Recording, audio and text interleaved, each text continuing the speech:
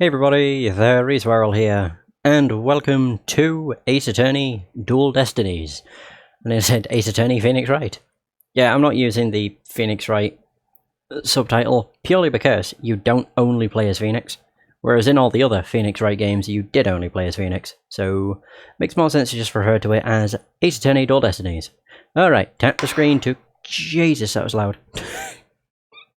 My god. And I just want to double check.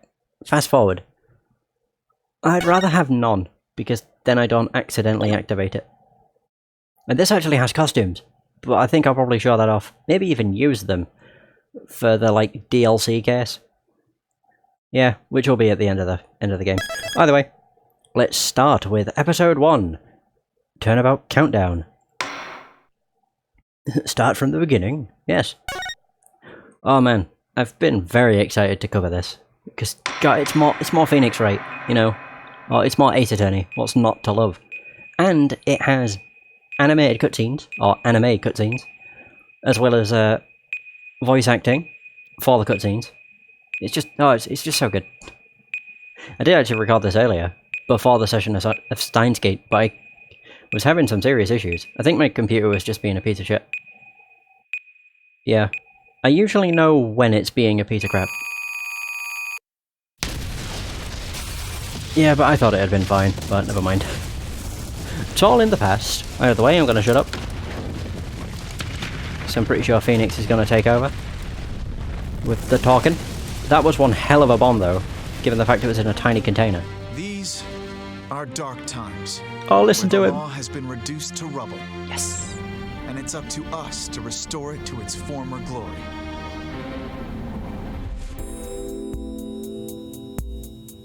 Yeah, I know what you mean.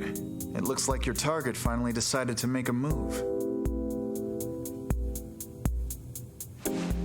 Don't you worry. I've got a trusty new partner on board.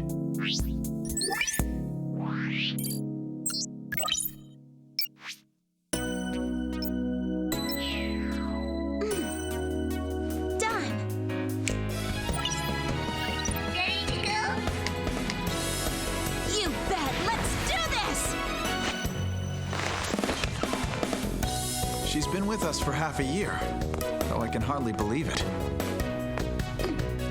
Anyway, her power will be our greatest weapon. Hell yeah.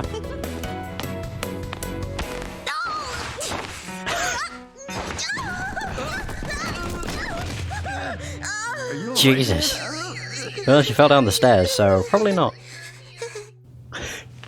Oh my. Yeah, it's for this very reason I returned. Time to bring it to an end. Oh my god, look who it is! Phoenix! The legend returns. Oh yeah. Oh man. He's been out of business for 7 years. Well, he's not been a defense attorney for 7 years.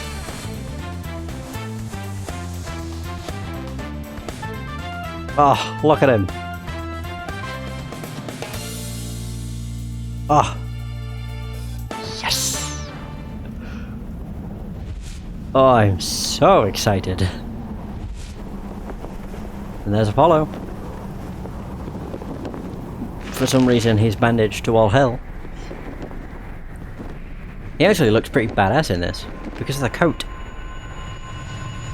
That jacket, coat thing is just pretty cool. Yeah, I think so. It just looks really badass. Alright, episode 1, Turnabout Countdown. Also, because I'm playing on Android, we get that nice little thing on the side. I don't really mind it, to be honest.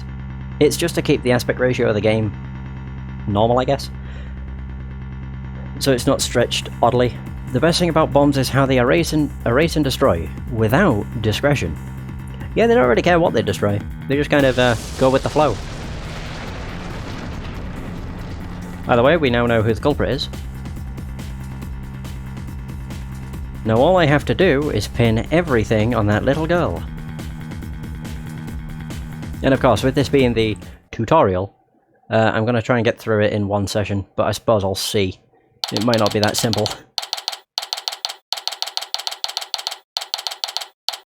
Although, I'm not too sure. The tutorial cases are usually not super long. Then again, Apollo Justice's tutorial case took 2.5 hours, so this could be the same deal. We'll see. Also, one really cool addition to this game is the fact, for starters, we have this, and we have 2 save slots, which is perfect for creating content, because I can have one save up there, which is my current, and then a backup, which is, you know, quite perfect. And then we also have this, which is basically the backlog. So if you missed a piece of dialogue, you can also do it in testimonies and stuff. You can actually just open that up and then read what people have said. It's very useful. Either way, let's go!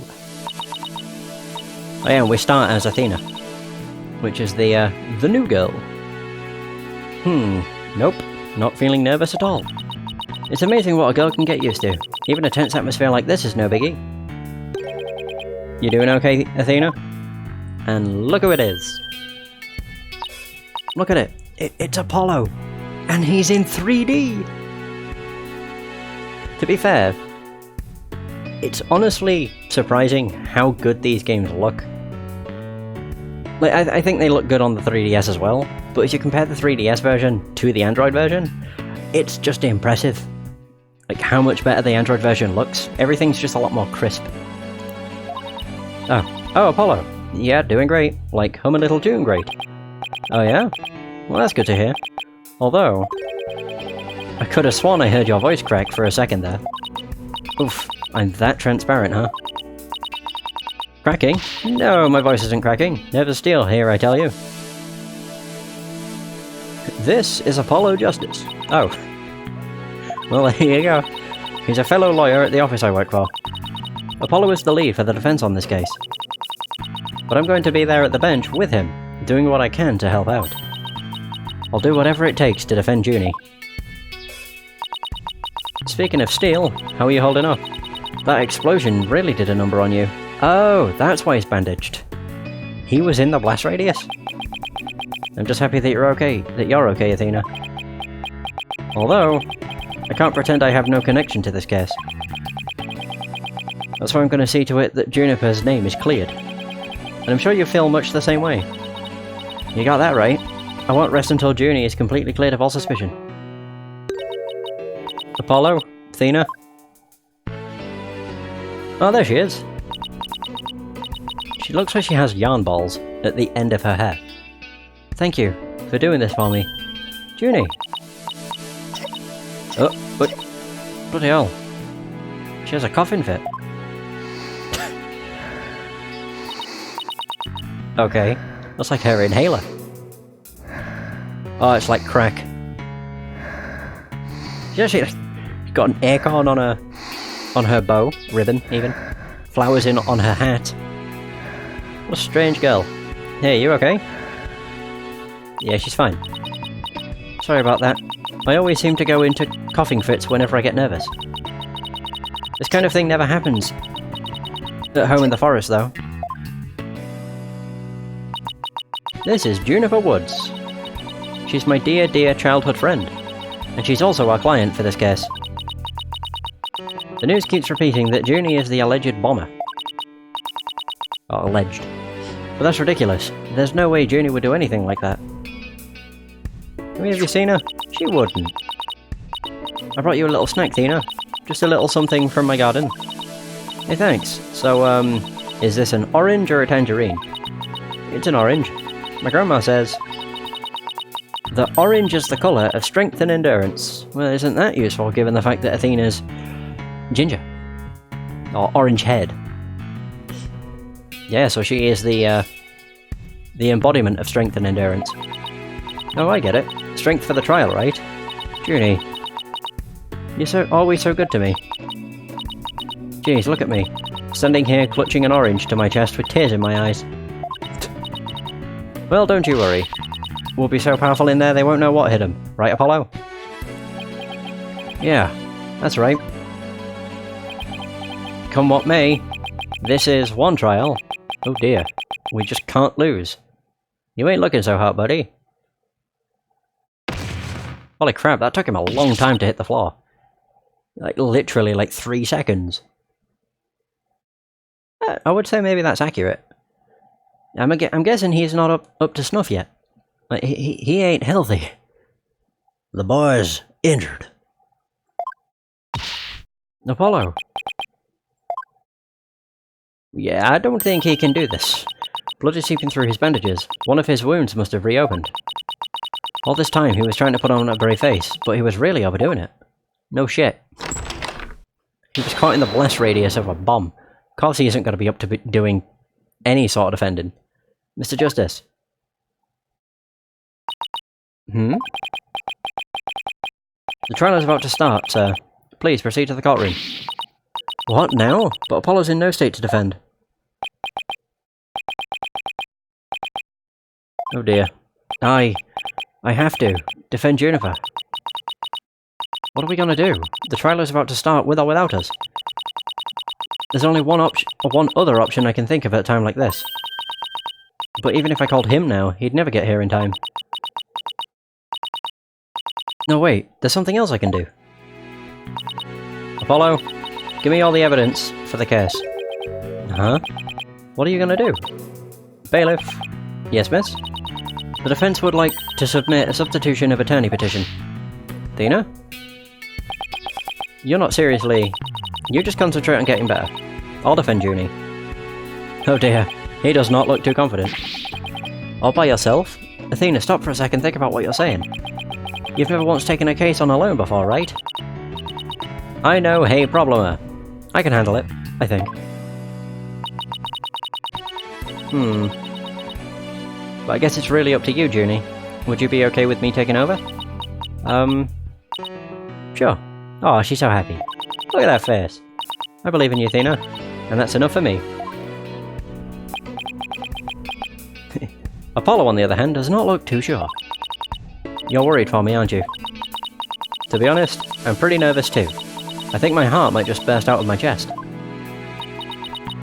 But you're in no shape to stand at the bench now. So you'll just have to leave it to me.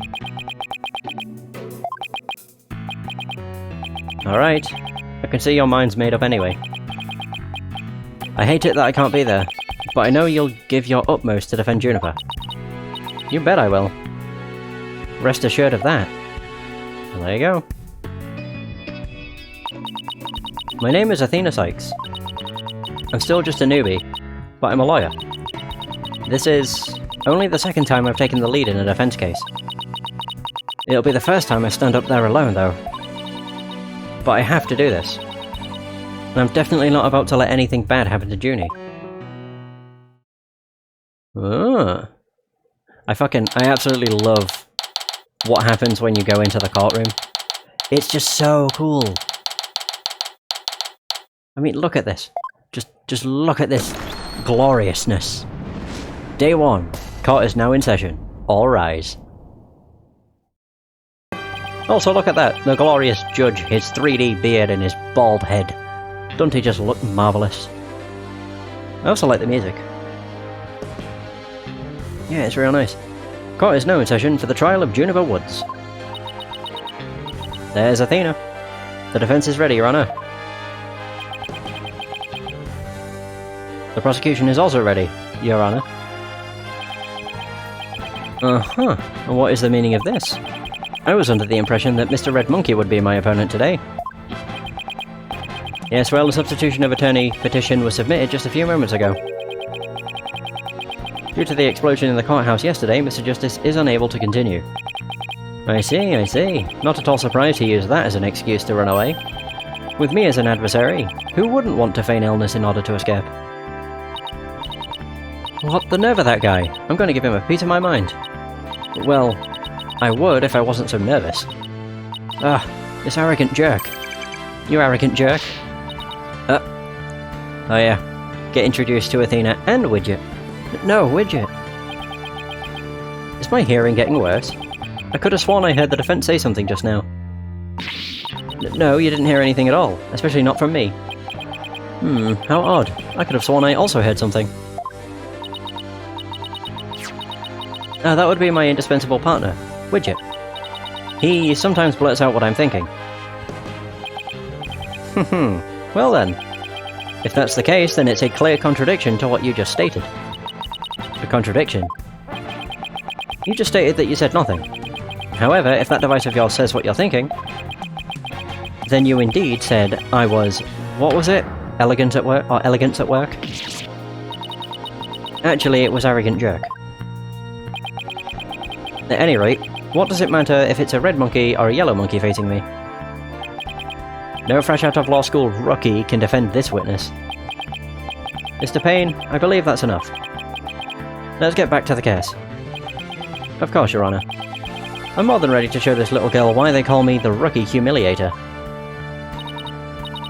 I knew it, he really is an arrogant jerk. Arrogant jerk. Miss Sykes, if you continue to insult the prosecution, I will remove you from this court. Ugh, I'm very sorry. It was just a knee-jerk reaction. Now then, Mr. Payne, your opening statement, if you please. Thank you, Your Honor. Alright, let's do this. Now then. The incident occurred yesterday here at this very courthouse, in courtroom number 4. At that time, the trial for a certain bombing was being held in courtroom number 4. Ah yes, I was presiding over that trial as well. And Mr. Justice was there as the lawyer for the defense. A bomb that was being presented as evidence suddenly went off during the trial. Bloody hell. It was a terrible incident, and courtroom number 4 was completely destroyed. Fortunately, we were able to start evacuation procedures before the explosion occurred. Just a few seconds more and it would have turned into a horrific loss of human life. But there was in fact one death, was there not? That is correct, Your Honor. When courtroom number 4 was examined after the blast... oof. The body of Detective Candice Arm was discovered. She was to take the stand as a witness later in the trial. Of course. I suppose she wasn't able to evacuate in time. What a terrible tragedy. I must admit, I stumbled at least 10 times myself before I was able to escape. Maybe the court should see to getting you even shorter robes. The victim's body was found near the entrance to the courtroom. I suspect she stayed until the very end to help guide the others out safely. Your Honor, allow me to submit as evidence the victim's autopsy report and details about the bomb. So we got Arm's autopsy report, which is cause of death, trauma to the back of the head caused by impact with a flat object, time of death between 8 and 11 AM. And we got the stuffed animal bomb. So the time bomb that destroyed the courtroom, it was hidden inside a stuffed animal when it was detonated. Okay. Okay, I know how this works. All evidence for the trial is... Fuck. Oh god, I just had to yawn. All evidence for the trial is filed in the court record. When I want to check something, I just tap the court record panel in the upper right. I better take a peek later. I can take a peek now. Is there anything else I can actually look at?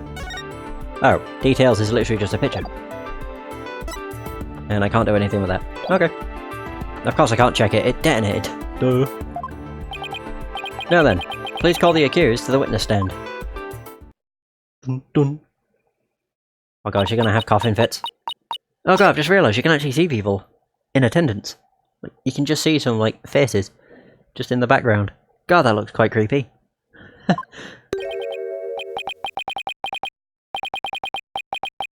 Defendant, are you feeling alright? You're looking a bit pale. Hey Jake, how's it going? I'm so sorry. I was feeling a bit weak when I first arrived here at the courthouse. Yeah, just have a nice old sniffy of your flowers. But I'm alright. Judy's really giving it her all. I better make sure I do the same. If we could please proceed. Your name and occupation, defendant. That's good, glad to hear that. I'm not too bad, thanks for asking. Oh, god. I would say tired, but that's not even remotely true. Just seems whenever I'm, like, reading a game, I seem to yawn way too much. So if we could please proceed, oh, I've already read that. I'm dumb. Hell yeah, the music's great. Juniper Woods. I'm high school student. Miss Woods, can you confirm you were in the courthouse on the day in question? Yes, I came to know Apollo Justice through my friend, Athena. And so, I was there yesterday to watch his trial and lend my support. Oh my god. Something's wrong. Junie's really scared. Did you know I'm also known as the Defendant Humiliator? Looks like I have yet another chance to show everyone how I earned that moniker. Yeah, whatever you say, Pain. Does his arrogance know no bounds? I have to protect Junie no matter what. Oof. Hey, you arrogant Prosecutor Payne. Patting hair intensifies. What is it?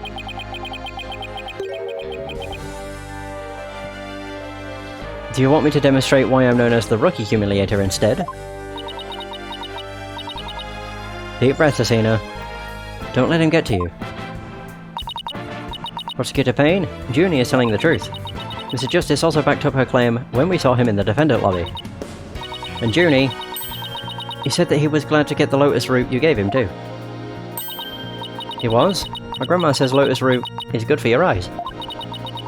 She says they can even help you see into the future. They can? Then that's the perfect present for a lawyer. And if that's true, I guess he must not have eaten them. A sweet, meek girl like this, blowing a courtroom to bits. I must say, it's very hard to believe. Ew! No, Your Honor. Don't let her seemingly innocent appearance fool you. The defendant had a motive for committing this crime. I would say you shouldn't really go off appearance. I mean, Dahlia Hawthorne existed. She was one hell of an evil bitch. Although she looked innocent enough. That's not true. I don't have any kind of motive. And I didn't even know the lady who was killed. I admit the investigation didn't turn up any connection between the victim and the defendant. However, that doesn't matter. The only thing that does is that her objective was the destruction of courtroom number 4 itself.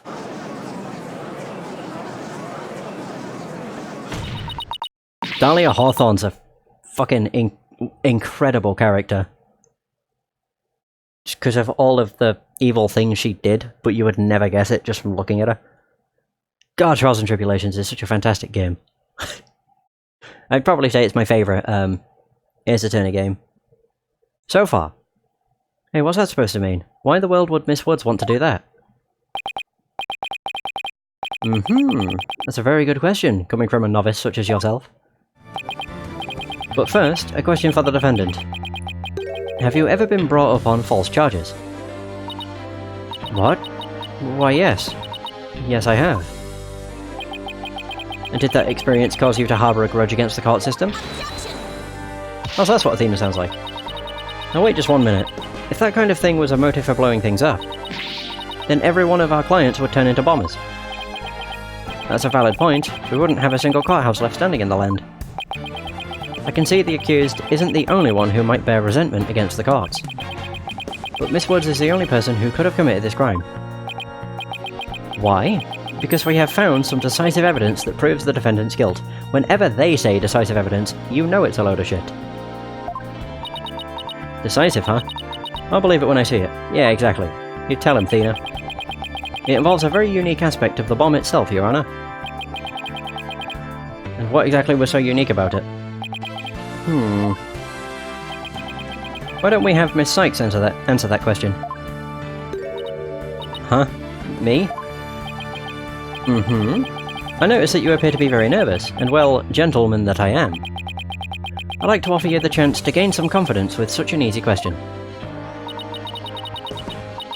Could he be any more condescending? Really, what a thoroughly unpleasant man. I mean, he wouldn't be a pain. L is for loser.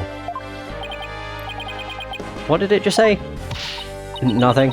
Not a single thing. No, he wouldn't be a pain if he wasn't a prick. Now let's see, what was I supposed to do at a time like this? Oh, I keep forgetting, this is the tutorial case.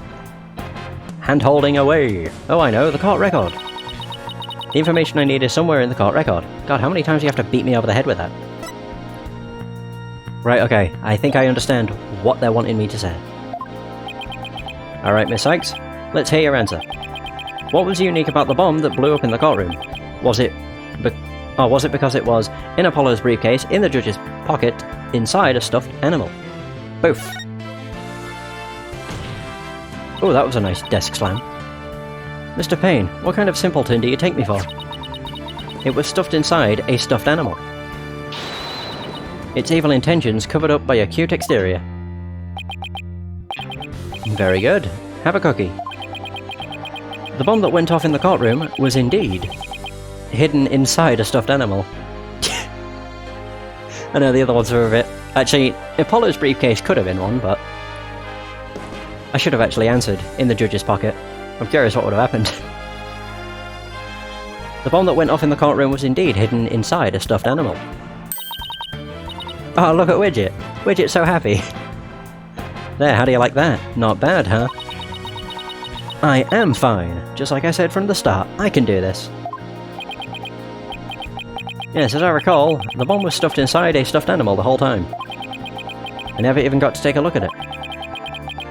But what connection does this impish elephant have with the defendant? The answer to that question lies in another piece of evidence, which I have here. God, I'm an idiot. At first I saw that, I was like, okay, so it's a paintbrush. And what, pray tell, is this? It appears to be a little singed. It is a tail, Your Honour. The tail of a poor victim of the explosion.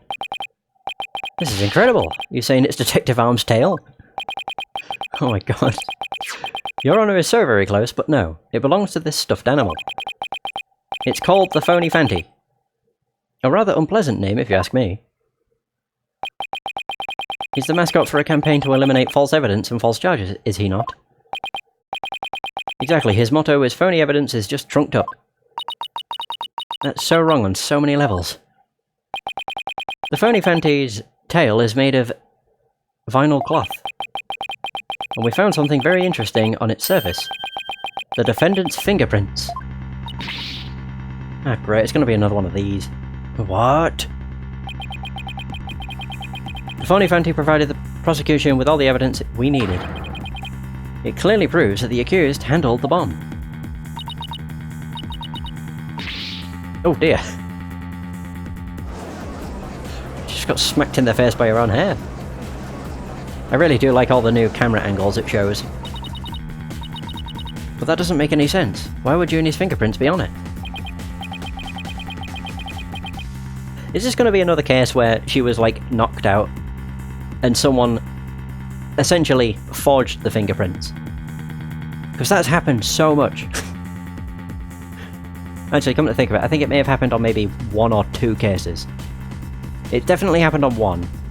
Case 5 of the first game, I know it happened on that. It may have happened more than once. I'm not too sure. That does appear to be pretty irrefutable evidence. The court accepts it into evidence. Phony Fanty tail, added to the court record. The piece of the stuffed animal that the bomb was inserted into. The defendant's fingerprints were found on it. Miss Woods, do you have an explanation for this? I don't understand. Oh no, she's coughing again. How about you, Miss Sykes? Do you have any plausible explanation to refute this decisive piece of evidence? Oh yeah. Wait, the first case of Justice for All. That was that pompous rich boy, wasn't it? And he knocks out Phoenix in order to get his phone back, or something. I think it was that. Pretty sure. Well, I can't do it. I can't think of a single thing. Okay, I thought it was. But I'd better come up with something, for Junie's sake. If you can't produce an answer, we could always go straight to the ruling if you prefer. Yeah, with a fire extinguisher. No, I have to say something fast. Oh no. I can't get my voice to work. Why now of all times? What the hell? I thought he overcame this already. Maybe I'm still not ready to stand in court. Whoa! Oh, we get another cutscene. God, these are so cool. What are we gonna hear? Just a nice... Oh, oh.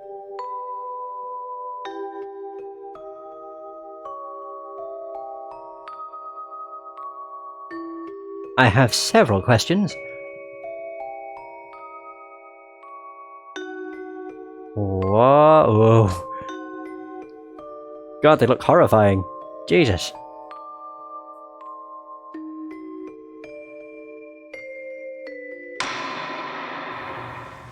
As you can see, there is no room for debate. Objection! It's the legend. Why, it's you! The man, the myth. Oh, look at him. Oh yeah.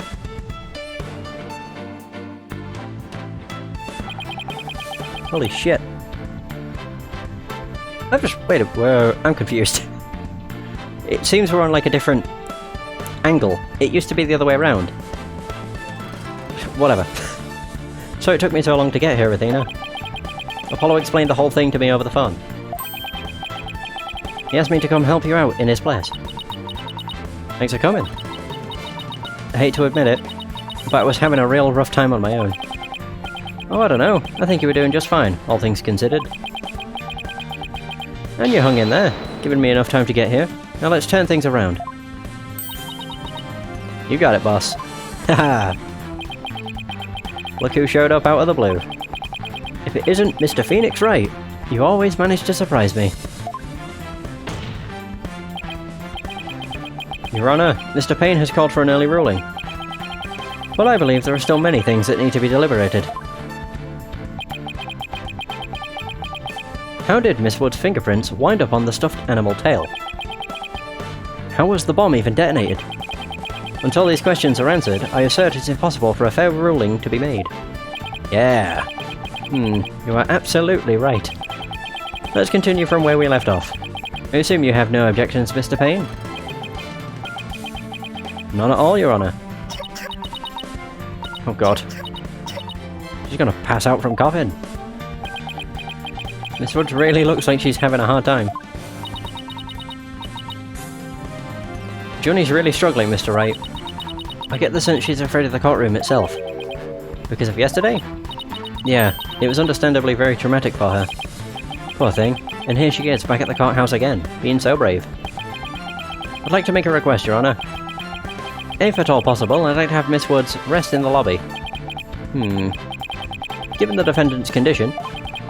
Very well, I grant special permission. You go get some rest, Junie, and leave the rest to us. I love that, like, smirk of Athena's. Okay, thank you. Sorry about this. As she just fades into obscurity. Phoenix Wright. I've been looking forward to meeting you. It's been a while, Mr. Payne. You're more clueless than I'd heard. I do believe you mean... How do you do? For I am Gaspin Payne. Yeah, the Payne family exists of, like, 10 different people. I am the younger brother of your long-standing rival, Winston Payne.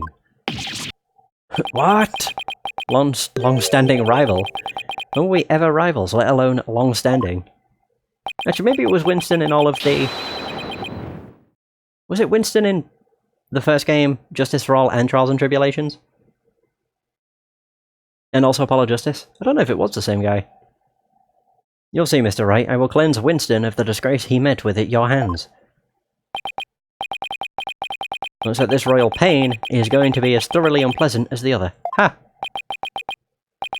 Having the name Payne just means you're a very bad prosecutor, to be honest. Your Honor, the prosecution would now like to call a decisive witness to the stand. This witness will testify as to how the accused detonated the bomb in the courtroom. Very well. Please call your witness, Mr. Payne.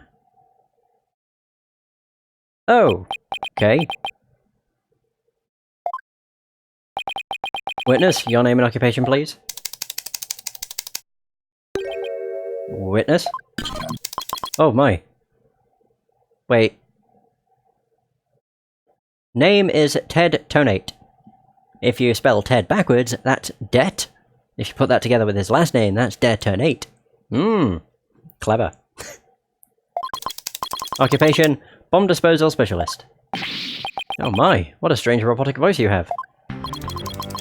Speech synthesis via typing, it is the same as me talking. He sounds exactly like a robot. Can't you speak in a normal manner? I'm doing that for him. Oh, I can. He can. But I do not like to speak. Speaking is inefficient. Energy expenditure. Speaking is more than typing. Understand? What an odd witness. Wouldn't be a Phoenix Wright game if they didn't have odd witnesses. Mr. Ternate was in charge of the bomb for that trial and was there when it went off. Being a bomb squad specialist, do you have any relation to the defendant? Negative. I first met the girl while on this job. Many people are employed by the police. I know only a fraction of them. However, I was shocked when I first discovered the body of the victim. Shocked. I was the first one on the scene after the explosion. I went then to ensure safety, but I ended up discovering a dead body. So who was the first to discover the body, was he? Yeah, He's here to testify about the circumstances surrounding the moment of the explosion. Very well. The court will hear Mr. Tonate's testimony. But at the very least, show this court some respect and remove that face guard, witness. Oh god. It's like a fucking Terminator. When the bomb went off. The bomb was originally disarmed by me, then transported here as evidence. Bomb name, HH-3000, operated by timer or with a remote. I was watching from the gallery when I suddenly became alarmed. Ugh. I saw that the bomb's timer was counting down. Wait. Wait, huh? What? So even though the bomb was supposed to be disarmed, it somehow got switched on. Precisely. Activating the timer is very simple. 1. Connect wires. 2. Switch on timer. A monkey could do it. I'm sure even you would be able to, Mr. Wright. Oh, dick. I guess this makes you the blue monkey in this barrel of fun, boss. I'd now like to begin my cross-examination. Huh?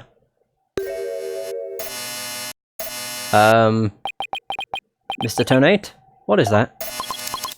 HH-3000, aka a bomb. A bomb? Great googly moogly. Mr. Tonate, I demand that you disarm it this instant. Oh man. Disassembly complete. Did he literally just do that to show off? 5.3 seconds. 0.2 seconds short of my personal best. You're slacking. Are you trying to give me a heart attack? I'm not exactly a spring chicken, you know. This is an exact replica of the HH-3000. It is used to practice disarming bombs. Disarm equals success, explosion equals failure. An exact replica of the bomb that exploded, is it? So that's what it looked like. I submit a photograph of the real bomb taken just before the trial. Dimensions. 10 inches height times, 10 wide. Weight, 12 pounds, a perfect replication. Your bomb does appear to be a very good copy indeed. Yes, however, I could not replicate the detonation mechanism. It has a very puzzling wiring setup. It is regrettable that I could not replicate it. Witness, that's enough. There's no need to replicate anything here. So we have the HH-3000 bomb updated in the court record. Yeah, that's what's thrown me off. He said he saw it start to tick down, but it was hidden inside a stuffed animal. How would he see the timer? It was hidden inside a stuffed animal and could be detonated remotely. I suppose that's what we'll just have to object to. Now if the defense would begin their cross-examination... Where's Miss Sykes gone to? Oh, the bomb. The bomb scare. Athena, you can come out now. Okay, Mr. Wright. Let's get to work. I guess you were pretty scared, huh? What? I don't know what you're talking about. She was about to bolt. Hey, put a sock in it, widget. As transparent as ever. Now let's see. Where were we? We were at the cross-examination. Oh, cross-examination. Of course.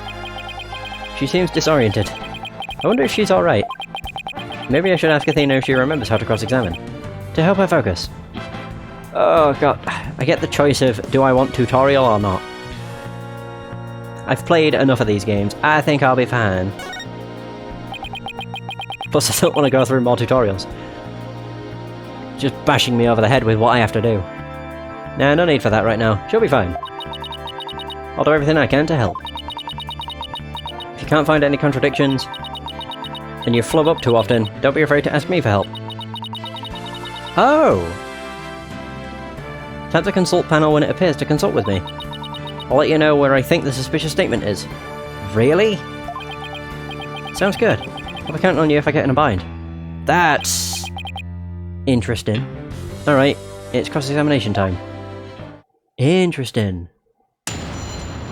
Like, I don't actually know if the games get easier from, like, this one onwards because of the consulting thing. Like, I don't know. But that seems like it would make things, like, really easy. But I don't know. Either way, when the bomb went off. The bomb was originally disarmed by me, then transported here as evidence. Right. I'll just press everything, except for the final statement, because that's where it's suspicious, I think. You say that you disarmed the bomb, but are you really sure it was disarmed? Absolutely. I can disarm anything. In a flash. That looks more like dismantle than disarm to me. Oh, pardon me. Let's see. Is there any chance you could have forgotten to disarm the bomb? Impossible. I do not make rudimentary mistakes like that. They say to err is human. Although the jury is still out on this guy. If you must know, Mr. Wright, according to the court's own records, the fact that the bomb had indeed been disarmed was officially confirmed. I guess I can rule out the possibility that he forgot to disarm it. Could you talk about the bomb in a little more detail for the court, Mr. Tonate? Certainly. On to the next statement. One really nice addition is the, like, statement number thing at the bottom, just above the text. It's just nice to see how many statements there are. And to know which one you're on. What was the approximate size and weight of the bomb? Dimensions, we've already been over this. 12 pounds. This information is also written on the photograph. Ah yes, here it is on the back. According to this, the case is made out of an alloy plating 5/16 of an inch thick. That certainly sounds like one thick and very heavy bit of metal. Hey Ark, how's it going? I bet if I dropped that thing on your foot, you'd be hopping. If you dropped that thing anywhere, I'd be hopping for the nearest exit. Very well, I believe the court has heard enough about the bomb itself. So, Mr. Tonate, you were keeping an eye on the bomb? Where were you watching from? I mean, he did say it was from the gallery. I was watching from the gallery when I suddenly became alarmed. Hold it. Are we in the gallery? My duties may have been over for the moment, but I wanted to keep watch. Even though the bomb was disarmed, you can never be too careful. Explosive devices are very dangerous things. Well, that's good to hear. Ah, how admirably responsible of you. A model to be emulated. I practice disarming bombs every day. I practice assembling them too. Look at that smug look on his face. The disarming part I get, but assembling them? Well, I'll have you know that I practice presenting evidence every day myself. I see, but do you ever practice having evidence presented to you? Presented to me? What? No, Then you cannot very well call yourself a professional yet, can you? That does it. I'm gonna start practicing having evidence presented to me every day. You'd better drink some coffee, boss. We're gonna be pulling an all-nighter. I don't think that'll be necessary. Or worth either of our time. So, Mr. Tonate, what did you witness from the gallery? Right, this is the suspicious statement. There it is. I saw that the bomb's timer was counting down. But how? It was inside of the animal. stuffed animal, that is. Objection! So, you say you saw the bomb's countdown. Is that right? Of course, I clearly saw it counting down to 0. Yeah, I'm sure you'll be fine. And I say that you are clearly lying. What are you talking about? There is no way you could have seen the bomb's timer. After all, the bomb was concealed inside a stuffed animal. Uh-ohs. Mr. Tonate, how can you claim to know the bomb was about to go off? When you couldn't even see the timer. But that... I don't even know what that said. Okay, it doesn't say anything of worth. What? No! That does seem like a glaring inconsistency indeed. Witness, how do you explain this? Well, Ooh, that was great, Mr. Wright. You found a contradiction right off the bat. Always remember, Athena.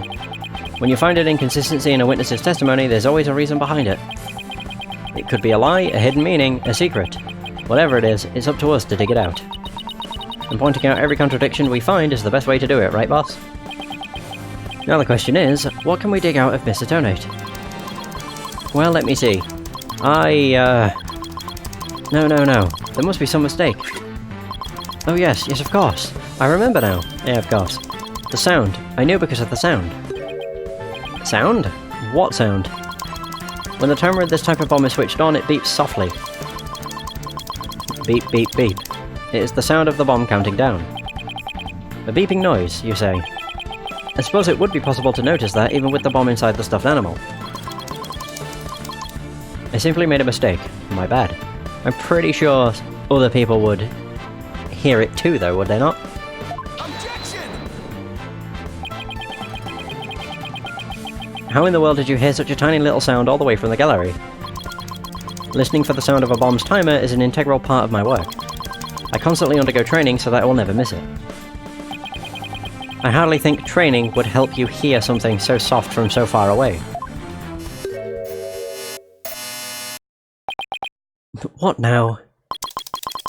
Are you making light of the fine science of disarming bombs? It is a solemn mission that I put my life on the line to perform.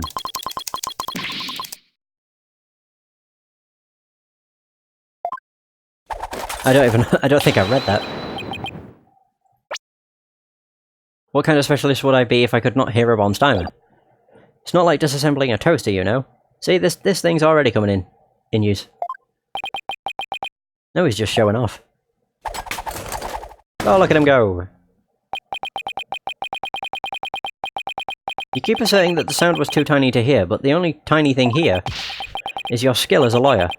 Being suspicious is not an attractive quality, you know. And you're just overflowing with attractive qualities, are you? Or perhaps you have some proof that Mr. Tonate did not hear the sound.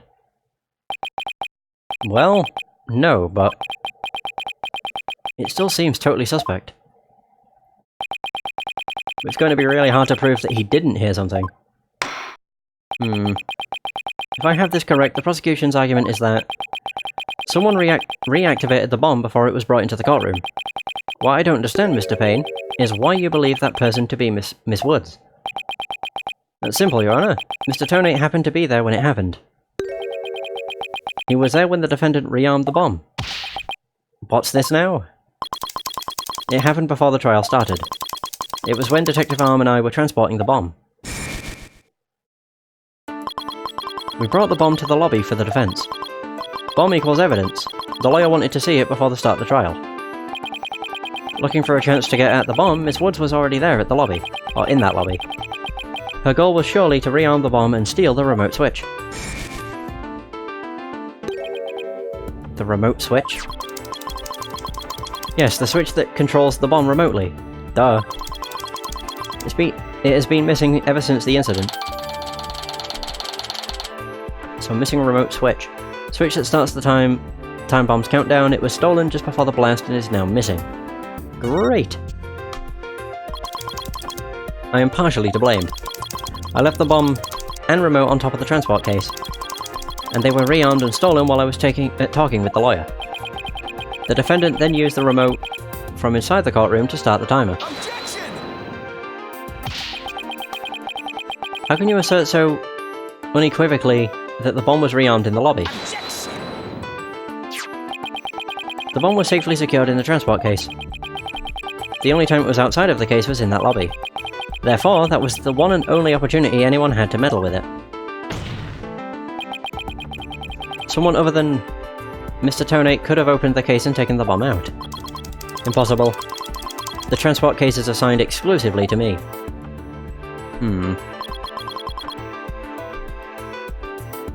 So do you see this number here? That is my identification number. Okay. And I have the only key that can open the case.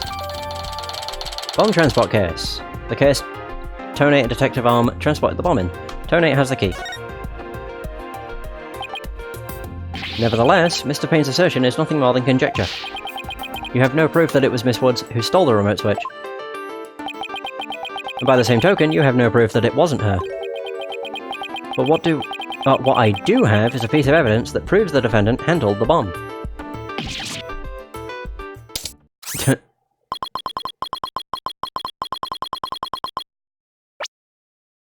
So, that tail. So 5 minutes, 24 seconds, 2.3... is that decaseconds? The defense's advantage lasted a mere 5 minutes. Talk about a rotten hand. As long as they have her fingerprints as their trump card, I'm at a big disadvantage. It appears we will have to hear from the defendant herself once more. I wholeheartedly agree, Your Honor. I would like to recall Miss Woods to the stand. I trust you have no objections, Mr. Wright. I'm worried about her condition, but we do need her testimony. On the other hand, I'm not sure I want to make Athena mad. I can read your feelings, you know, boss. Guess there's no hiding from her, huh? Don't worry, I know we need her testimony. But if anybody picks on her again, they'll pay. Guess she's already at anger level 1. Don't worry, I'll stop the proceedings before I let anything bad happen to her. Oh, she's a true friend. The defense has no objections, Your Honor. In that case, I will take my leave. But before I do, there is just one more thing, Mr. Wright. Is it? Me? Yes. Dismantling bombs is my job. Dismantling the case is yours. Do you think you can handle it? I look forward to seeing you try. This guy's hiding something. I just know it. I mean, that's an oddly suspicious thing to say. Now, if you'll excuse me. Alright, as he buggers off. Bailiff, please go out to the lobby and bring back the defendant. Alright. Oh no. Junie. Hi, Athena. She looks even worse off than before. Don't worry, Junie. We're here for you. Thanks, Athena. And I'll do my best, too. You blew up the courtroom because you bear resentment against the courts, correct? No, of course not. Oh god, she's coughing again. What's that you say? I can barely hear you. I haven't done anything wrong. This prosecutor's scary. One impudent little girl. Stop acting innocent and tell the truth. This is getting ugly. You rearmed the bomb because you wanted to blow up the courthouse. Admit it. That's why you went to the lobby where Mr. Justice was, isn't that right? Oof. Mr. Wright, can I go give that prosecutor a smack? What? Of course not. Do we have to review Courtroom Manners 101 again? We can't let a creep that bullies innocent girls like this get off so easily. Haven't forgot about how he treated you. Don't worry about me, just help Junie. Her heart's crying out. She's so scared. So very scared. Looks like Athena's picking something up with her heightened sense of hearing. And it sounds like this time it's the voice of Miss Wood's heart. Don't deny it, you stole the remote switch and used it in the courtroom, didn't you? Your Honour, please put a stop to this. Mr. Payne is badgering the defendant. Yes, Miss Woods does seem to be quite frightened. Mr. Payne, I ask that you behave more like a gentleman. Ah, but don't you know, Your Honour? There is no more a gentleman in this world than I. Ugh, as if a gentleman or even a gentleman would behave like he does. Don't let that rude ruffian win. Athena! How dare you call a gentleman such as I a rude ruffian? I'll have you know I attend a manners class every Saturday. I'm more than just a mere gentleman, I'm a genteel man. Not when you're terrorizing a young lady, you're not. I demand my money back from that manners class if I were you. I should probably be the adult here and stop the two of them, but... Oh, the judge will do it for us. Phew! Mr. Payne, that'll be enough. Certainly, Your Honour. No further questions. Let's move on to the defendant's testimony. Miss Woods, please share with the court what you were doing when the bomb went off. Alright.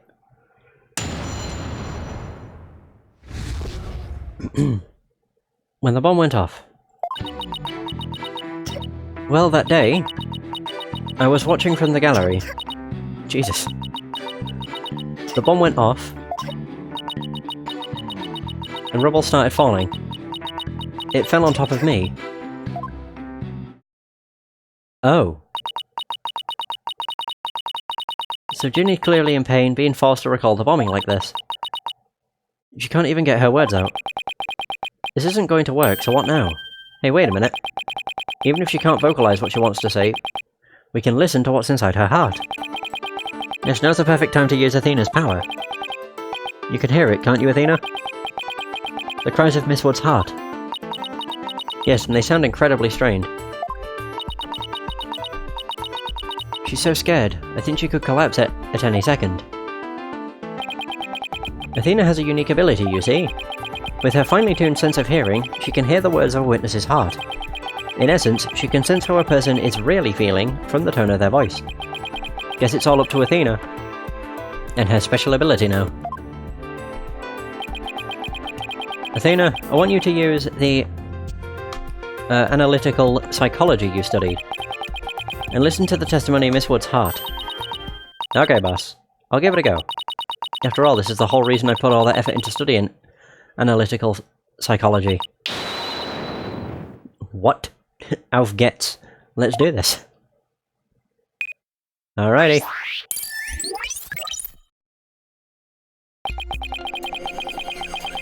So your holographic thingamabob can show us how Miss Woods is feeling, right? In a nutshell, yes. The emotions and images that I picked up on just now while listening to her testimony. I can enter all of that into Widget and use the mood matrix to analyze them. Whoa. Okay, this is interesting. Jesus. These mood markers here reflect fluctuations in Junie's emotions. There's happiness. So when she's feeling happy or is enjoying the memory, the happy marker will light up. Angry. When she feels angry or frustrated, the angry marker will react. Sad. When she feels sadness or is frightened by a memory, the sad marker will blink. And then shocked. And when she feels surprised or confused, the surprise marker will let us know. Right. So with your special ability and Widget's mood matrix program, we can track how Miss Woods is feeling as she testifies. Seems that way. Talk about the wonders of technology.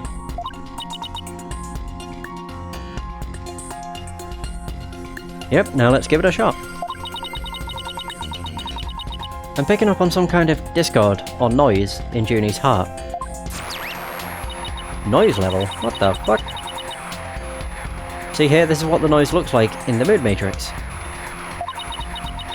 It's a result of inconsistencies between her testimony and her feelings. Right. If we can pinpoint these inconsistencies, the noise level should drop. Okay. It's time to listen to Miss Wood's true testimony.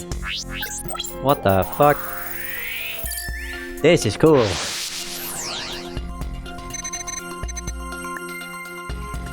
Okay, so well that day, cough.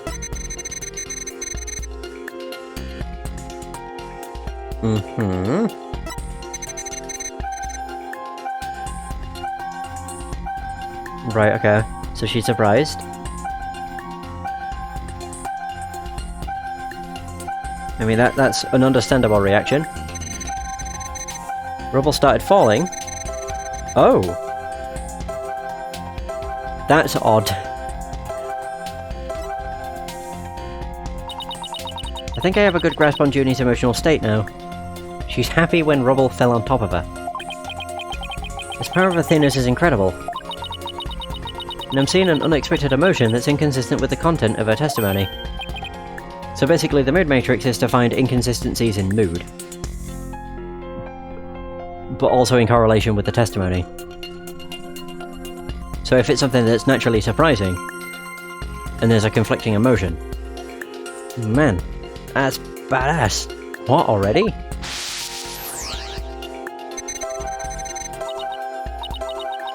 Look at this. When she says it fell on top of me, the happy marker is reacting. Well, look at that. That is odd. There must be a reason for this contradictory emotion. We just need to do some digging.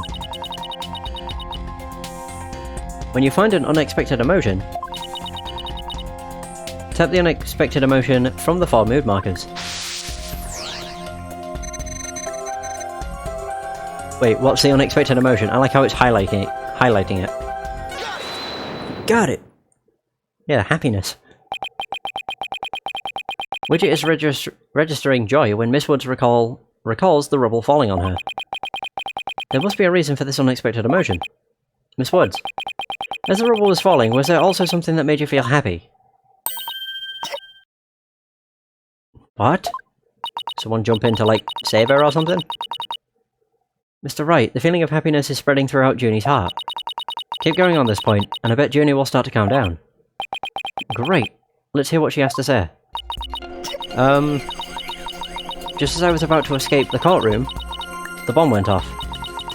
I was so startled, I tripped. And then rubble started falling on top of me. I really thought I was done for. But just then... Oh... That's why. Apollo came and rescued me. And yeah, as you can probably assume, she in love. Apollo. Yeah, they just sat there listening. He used his own body to shield me from the rubble. So that's when he sustained those injuries. How do you feel, Junie? Did talking about Apollo give you some courage? Yes, Apollo is just like the sun, strong and bright and warm. Just talking about him makes me feel like a leaf undergoing photosynthesis. What an odd way to put it. And see, your coughing stopped all of a sudden. Oh, you're right. Thank you, Athena. Noise level dropped. It's down to 50 now. Looks like we were able to draw out some new testimony. Pretty neat, huh? But there's still some noise left, meaning there must still be some discord in Junie's heart. I guess we'll have to keep going then. Let me input this new information and update the mood matrix, and we'll be good to go. You remember what to do, right? When I find an unexpected emotion, I should touch pinpoint. That's right. And then you tap the unexpected emotion from the mood markers. If we can find the reason for the discord in her heart, then we should be able to draw even more new testimony out. So where's pinpoint appear? At the top? Oh dear. I tried to run, but I was too slow. More shock. Okay, the bomb went off. So startled, she tripped. Started falling on me. I thought I was done for. Oh, this is where it's updated. Whoa. Unexpected emotion would be sadness.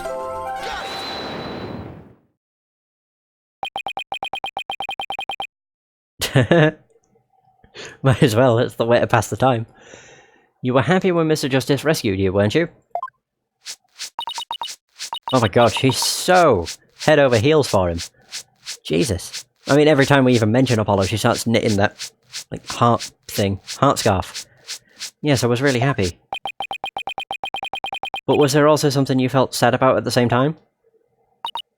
Sad? The reason I ask is... when you were describing how you were rescued, we sensed a little sadness too. Oh! I think it's probably because of... Bum Rap Riney.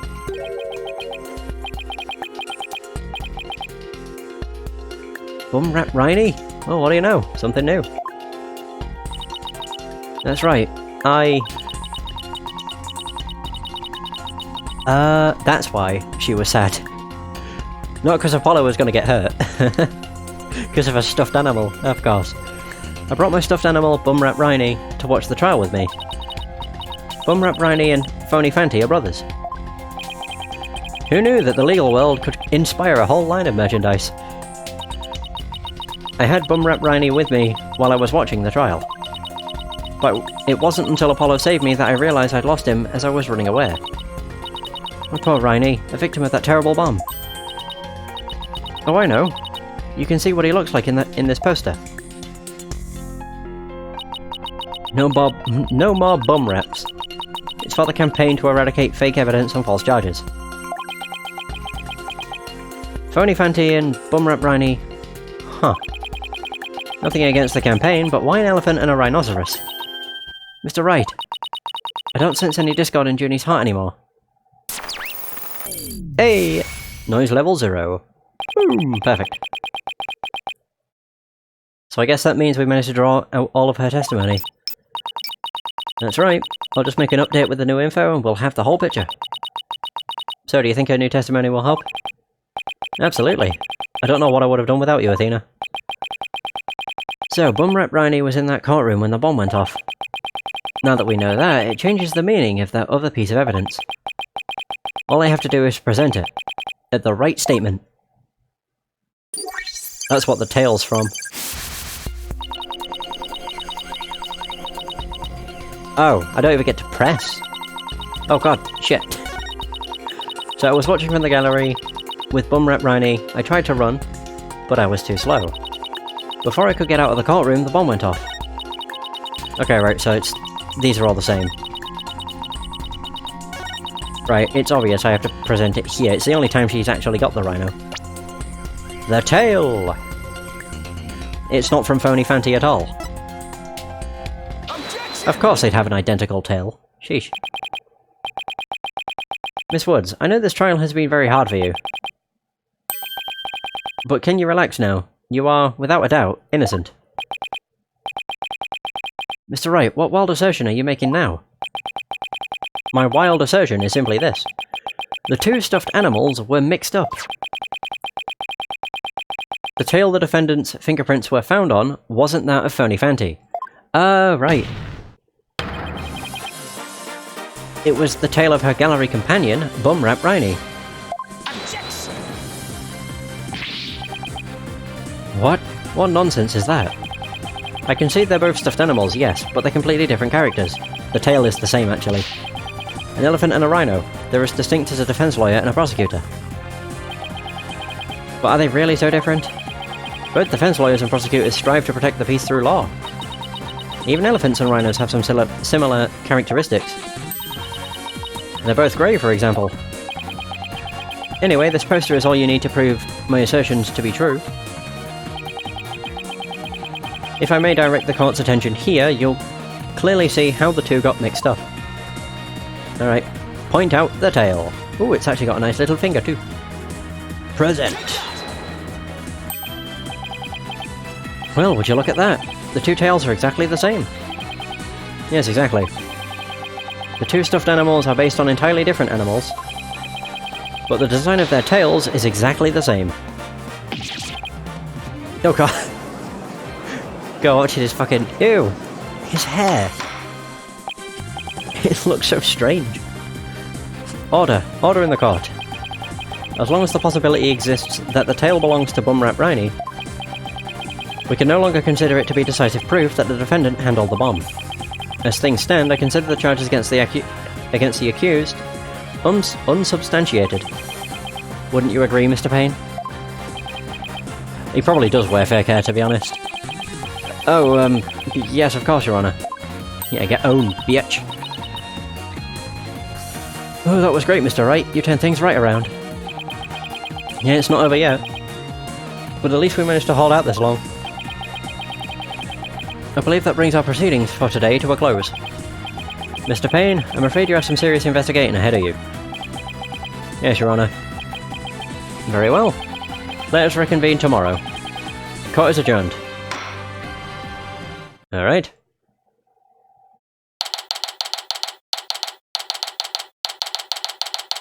Oh, we actually did just go straight back. Oh, pardon me. Ugh. That was so exciting, boss. We did it. True to form, you managed to just barely pull it off at the very last moment. True to form? Gee, I never knew you had such a glowing opinion of me.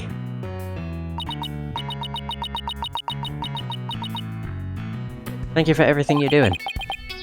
You did great, Miss Woods. You really stuck it out there. Stuck it out, not stuck it out there. You got really brave at the end. Just when we needed you most, Junie. Thanks to you, we were able to turn things around. Also, I don't think Athena likes Phoenix. I don't think there's any woman in Phoenix's life, aside from his daughter. But he doesn't have any love interest. He had one, and she turned out to be a very evil woman. Well, you were the one who gave me that courage, Athena. Really? Thanks. So be honest, was I any help at all? Of course. Without you, we would have never gotten out of that tight spot. That's good to hear. We may still have a lot to learn, but you can bet I'm going to give it my all. Oh. It'll be so good that one day you'll call me your partner. That's what I like to hear. Analytical psychology. The ability to solve the riddles of a person's heart. Athena's true potential is beginning to really shine through now. Hey, where's Apollo anyway? Good question. I almost forgot about him. I assumed he'd still be here in the lobby. Oh, I know. Maybe he's still in courtroom number 4. Courtroom number 4? What would he be doing at the scene of the explosion? When I came out to the lobby to rest, I told Apollo about Bumrap Riney. I told him I dropped Riney in the courtroom, as I was trying to escape before the blast. And then, Apollo said he had an idea where Riney might be, so we went to take a look together. Huh, I guess Apollo can be pretty nice when he wants to be. So you went looking for Riney together before you were called back into courtroom number 5? Yes. I'd had some time to rest, so I was able to go and look for him. But then they called me into courtroom number 5 to testify. Apollo insisted on staying there, though. With all those injuries, I wonder how he's managing.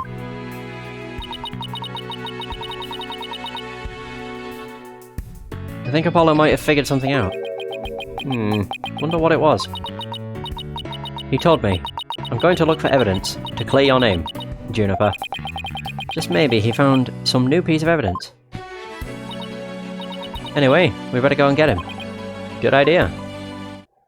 Oh no, we're still on the trial day 1. Oh, shoot.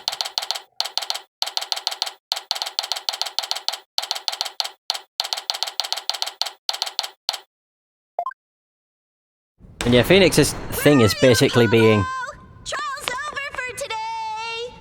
I keep forgetting there's cutscenes. It's so weird. I know you're... No. Oh no. Oh, really?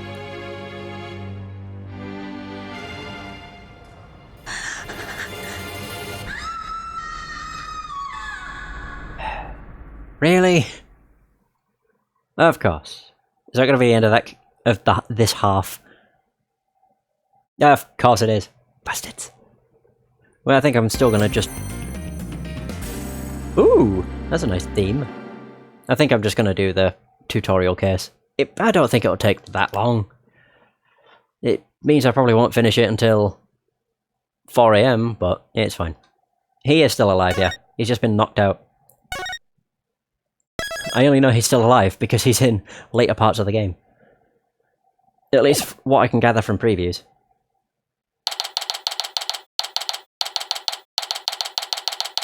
Although that means someone knocked him out because he was...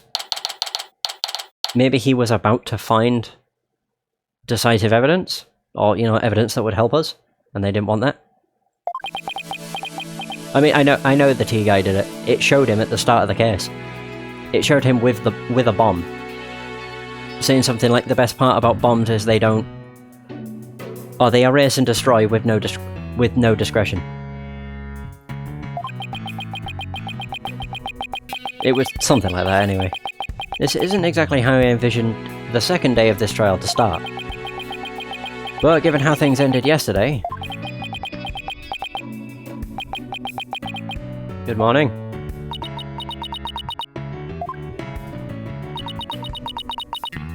They're both deep in thought. The mood sure is tense. Not that that's any surprise.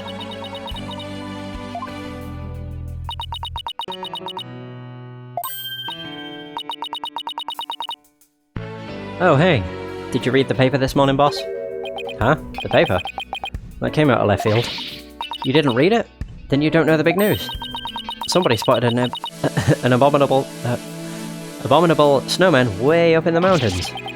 Tell me you know the difference between a paper and a tabloid, Athena. It might show up in the forest where you live, Junie. So you'd better watch out, okay?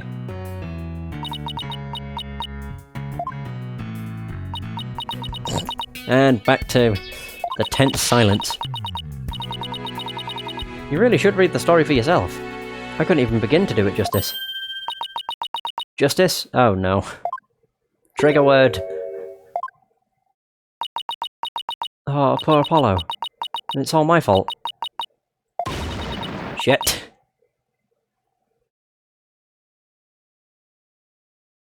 Payne is a dumbass because... always the attorney, huh? I mean, he's a prosecutor for starters. But yeah, Payne is a... he is a dumbass. He's always the tutorial prosecutor. And a complete pushover. He's very bad at his job. Oh, Journey, what was I thinking? I'm so sorry. What we found yesterday was not Apollo's dead body, thank goodness. He'd been assaulted by someone with a blow to his head, and was lying unconscious. We rushed him to the hospital right away, and it looks like he's going to pull through.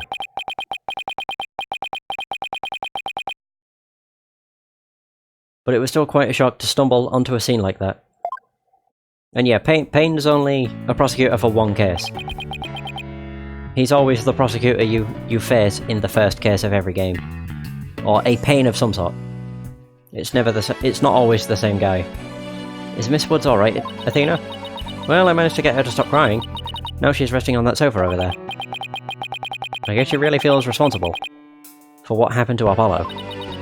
Honestly, I think if you went against Payne for every case, the game would be nowhere near as good. The cool thing about these is, like, the prosecutors you face. Like, in the first game it was Miles Edgeworth. The second game it was Franziska von Karma. The third game it was Godot. In Apollo Justice it was Clavier. And they're all just fantastic characters, but Payne's just kind of like a bland guy. And also not a very good prosecutor. Poor Junie. She believes that the reason Apollo was attacked is because he was helping her look for something in that courtroom. Oh? Guess I can see why she'd think that. By the way, how are you doing? Who, me? Yeah, you. I know you're concerned about Miss Woods, but are you alright? Me? No, I'm doing just fine, boss. I mean, yeah, it was a huge shock, but I'm alright. People who have studied analytical psychology are great at times like these. After all, they've learned how to control their own emotions too. Widget doesn't look too thrilled. Somehow, I don't think it's as easy as she makes it out. Or, as she makes it sound, not makes it out to be. But there's no denying she's a real trooper. Apollo doesn't remember a thing, does he? Yeah, he can't recall anything from the time right before he was assaulted. Nothing about what he was doing in courtroom number 4 or who assaulted him. The doctor said it's probably due to that hit he took to the head. Assaulted in a court of law, and losing your memory at that. I know how that feels. Haha! Call back to the second game. But who in the world would do such a thing? Huh, Mr. Wright? Just wait till I get my hands on the coward who hurt our Apollo. No, Athena. I thought you said you were in control of your emotions. Let's just focus on helping Miss Woods, okay? But I admit, I'm just as upset as you. Yeah, it is a mood ring. It's great. Okay, boss. Yeah, right. Apollo's assailant can wait until after we clear Junie's name. That's the spirit. Now let's see. I'd better check the court record one more time before the trial starts. If memory serves, when I have more than 6 pieces of evidence... Oh, really? We're still in tutorial mode? I should be able to switch pages with this panel. To Mr. Wright, I'm ready whenever you are. Alright. Let's get ready to rumble. You bet. Alrighty. I was just gonna do the same thing. Well, it's day 2. Court is now in session. All rise. I just love that scene so much. With everything that happened with Apollo, I didn't have time for a proper investigation. I can't let that stop me, though. I have to get this right for Miss Wood's sake, and Apollo's too. Is it gonna do it?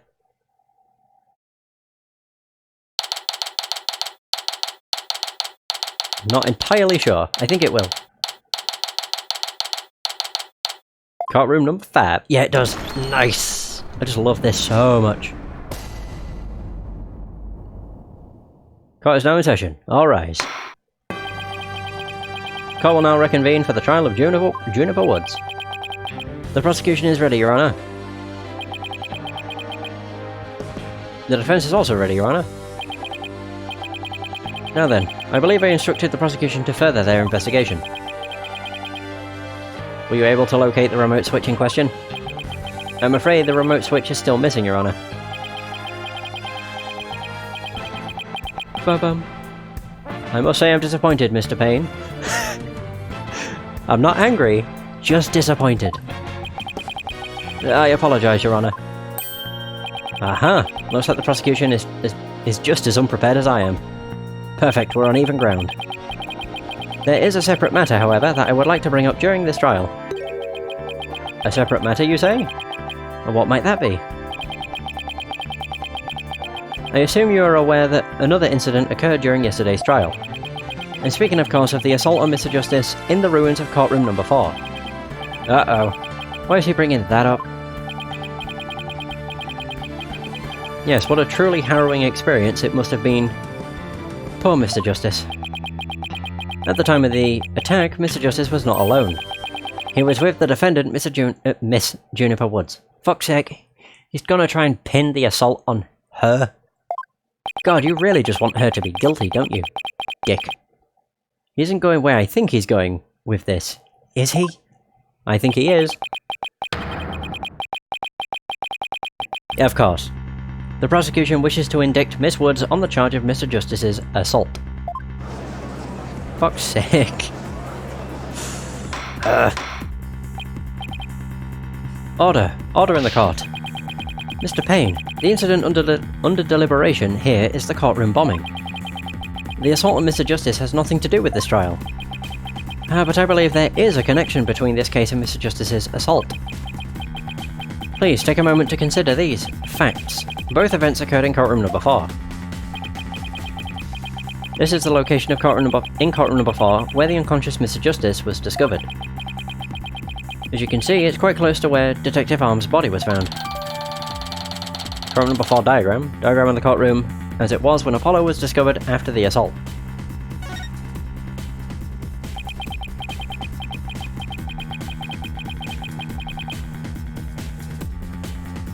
Well, actually, she was resting in the lobby, and when she was resting in the lobby, she went into courtroom number 4 with Apollo. That's what they're trying to say, is that's how she could have done it. Because the only people in courtroom number 4 were her and Apollo. The question is, why did the culprit feel the need to maliciously attack Mr. Justice? Why indeed?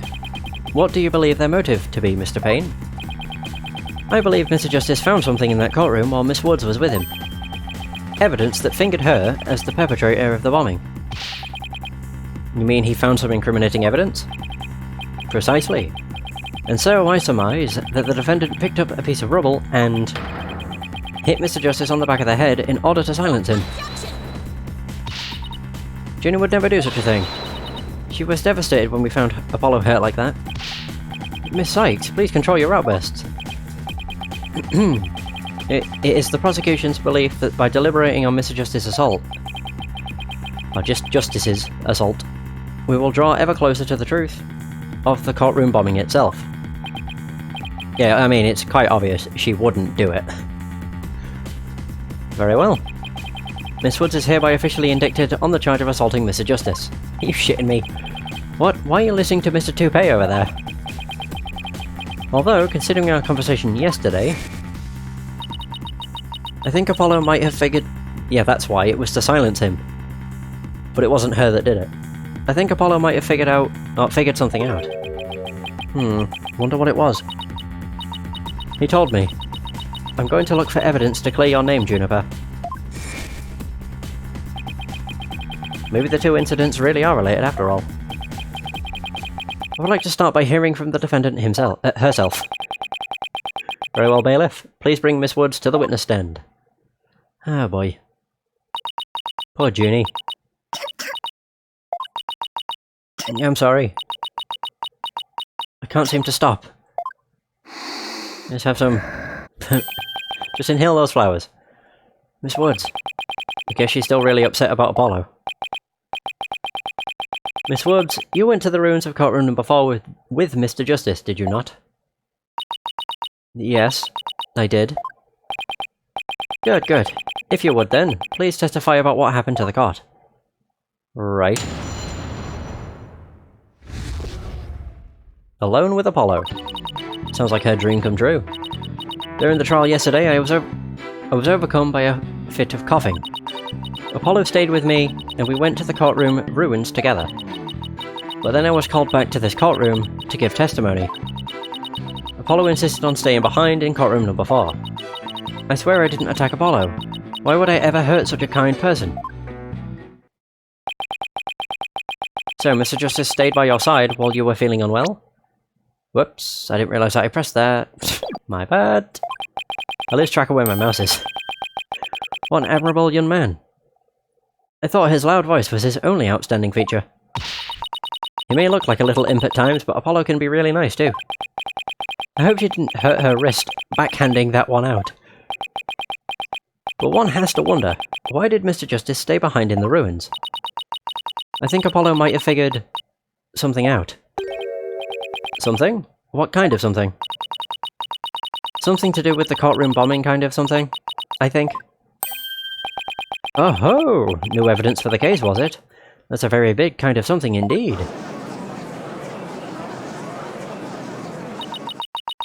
I believe so. He mentioned looking for some evidence when I was called away. Objection! Just as I thought, there is a connection between the two incidents. But the defendant has told a very big lie, Your Honour. What lie is that?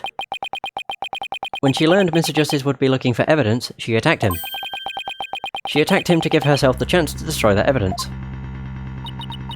No. I never... Oh my god.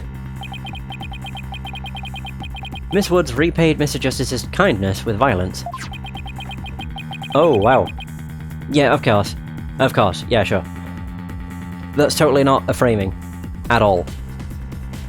We found the proof of her foul deed there in the courtroom ruins. They use this gag too much. Woods. What on earth What on earth? Do you see it? There in front of Mr. Justice's right hand. Witness the message he left us. It's written in blood. W-O-O-D-S. Why, isn't that... That's right, Your Honour. What the hell was that? I just realised I got an email. Oh, okay. That's right, Your Honor, it says Woods in capital letters. What? I submit that Mr. Justice left us with the name of his attacker before he fainted. Again, that happens too much in these games. You think if the killer, or the person that assaulted them, wouldn't they have noticed this, or are they going to try and say that they waited till they left and then they did this crap? It's so old. I do kind of wish they would use a different thing. I mean, I don't mind, it's just, you know, they use this kind of thing, this framing thing, a bit too much. Apollo is shown collapsed on the floor, the bloody writing is also visible. No, that can't be true. Why would Apollo write my name? He didn't. Mr. Wright, the nerve of him leaving that message. Why would he do this?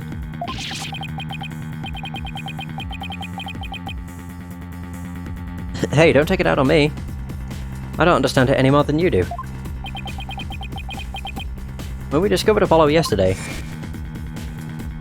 Yeah, the blow to the back of his head probably would have knocked him out. But they use this too much. In my personal opinion. Apollo. I still love the games, it's just... they use a bit too much. Of the same stuff. No.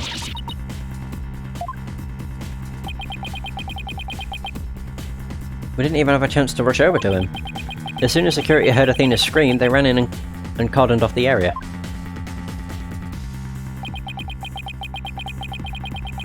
After that, they were there in courtroom number 4 with Apollo the whole time. We couldn't investigate anything ourselves. We had to leave everything to the police. Still, I never thought they would find some bloody writing there. Now then, please begin your cross-examination, Mr. Wright. You got it.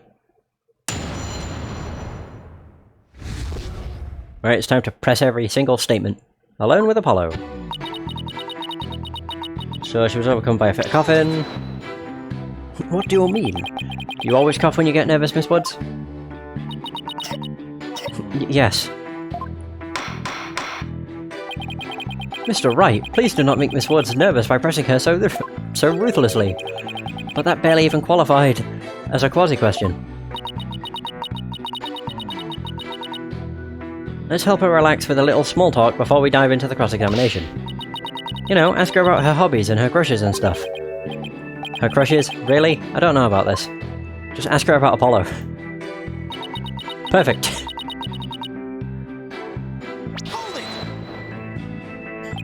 I'm assuming that, to be fair, what Athena just said was a huge hint, I think. So ask her about her crushes. Why exactly did you go to the courtroom ruins? We went to look for my medicine to stop my coughing. Your medicine? Why would your medicine be in courtroom number 4? She dropped it when she fell? I dropped it in the heat of the moment. Bumrap Riney. He was keeping my medicine safe for me. He has a little compartment that I can put things in, you see. And Fenty has the same type of pocket. That's where the bomb was inserted. It put my medicine for my coughing fits inside Bumrap Riney. When I told Apollo about it, he said he'd help me go look for him. There was so much rubble in there, I was worried, but... there was no rubble or anything in front of the witness stand. So when we got inside, Apollo went straight there. And started looking for my Riney in that area. It was so nice of him to do that for me, in spite of all his injuries. Oh my god. Apollo is so strong and kind, just like the trees of the forest. The way she makes him sound. You'd think Apollo was some kind of ancient god. Well, she probably is for him. For her. God, I keep referring to her as a him. I don't know why that keeps happening. Oh wait.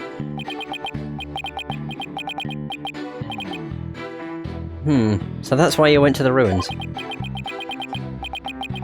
That seems to be quite an important fact. Please add it to your testimony, Miss Woods. I'm quite certain I just clicked. It didn't register. Whatever. So, Apollo started looking for Bumrap Riney near the witness stand, where there was no rubble. Okay. Wait.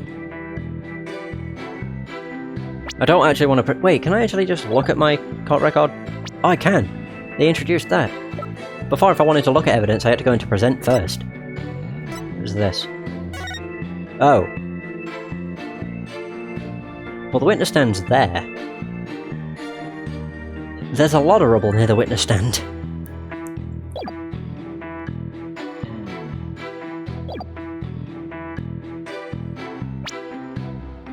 So that's a contradiction. Yeah, looking for bum rat running near the witness stand where there was no rubble. Objection! Yeah, no. I think that's why Phoenix did that. Oh, wait.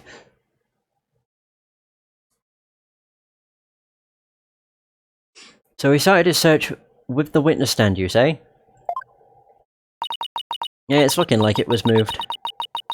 That's right, I guess maybe he wanted to start from the furthest point in the room. He was being so brave. And strong. But that's odd. Under the circumstances, he shouldn't have been capable of that. But he was, and he still is. He might not look it, but he really is brave, and kind too. No, not that. No, that's not the part I'm finding fault with. Someone has a crush on Apollo.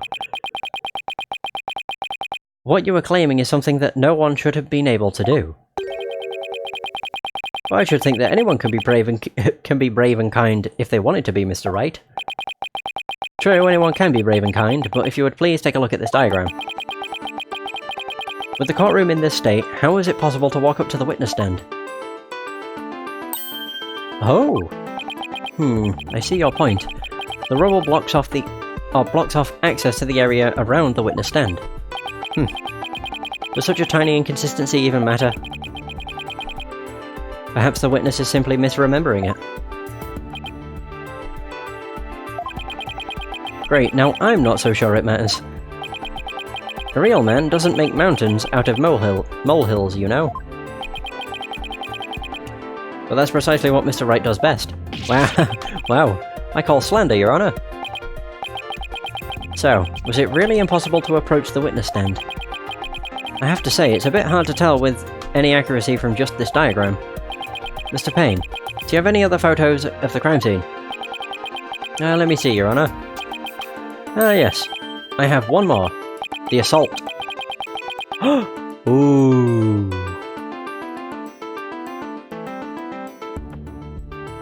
I see marks of the wheels. This thing's been moved. Here it is. It's a more pulled back version of the photo I presented before.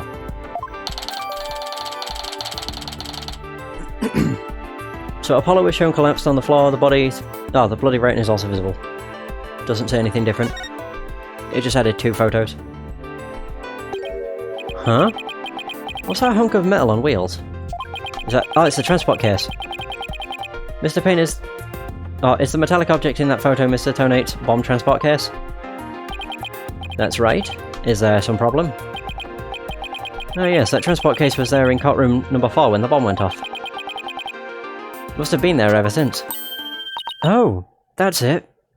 Okay. Miss Woods, have you remembered something?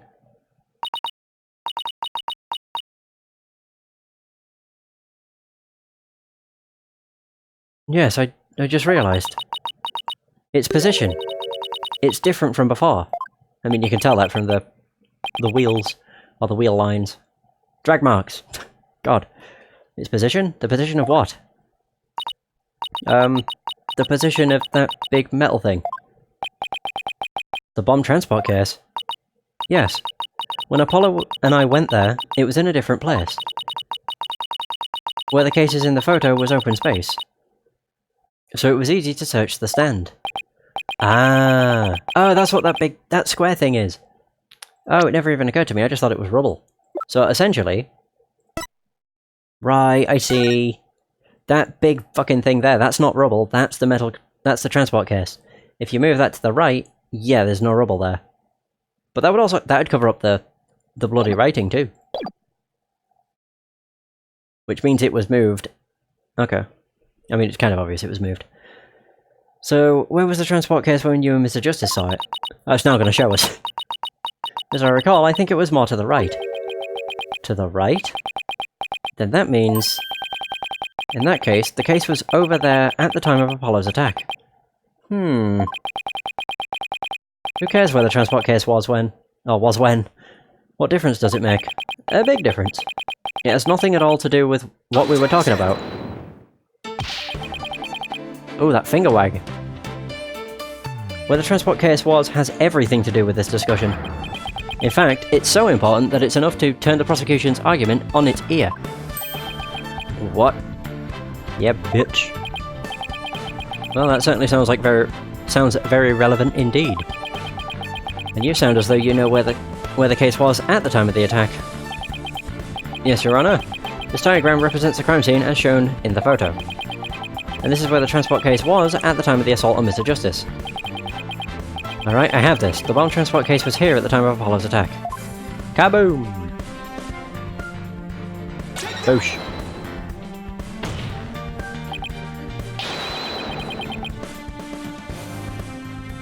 Your Honor, I assert that this is where the transport case was at the time of the assault.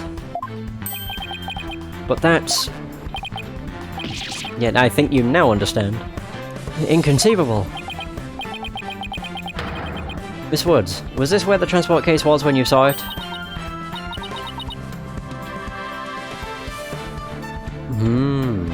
Yes, that's where it was. Thank you, Miss Woods. I'm sure the court has noted an interesting fact about this position. The transport case covers up the writing in blood. Exactly. If the transport case was in that position at the time of the assault, then no message could have been written there, because the case was in the way. Which leads us to conclude that Mr. Justice could have left that bloody writing.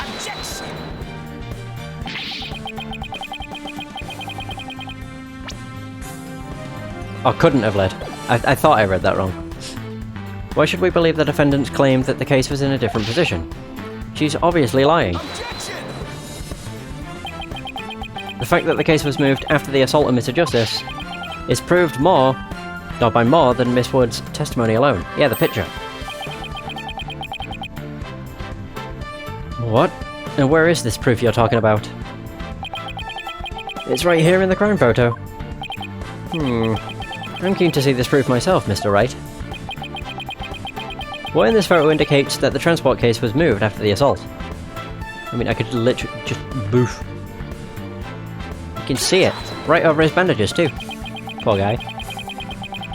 Please take a look at the mark that runs over Mr. Justice's bandages, here. I see it, but what is it? This mark was made by one of the casters from the transport case carrying the bomb.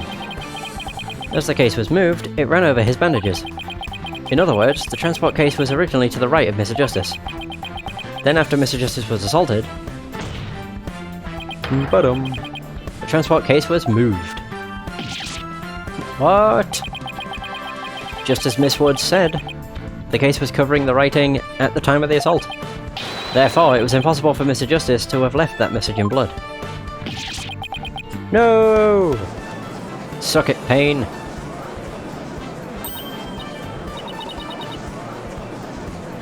You did it, boss. It was a real nail-biter, but you pulled it off.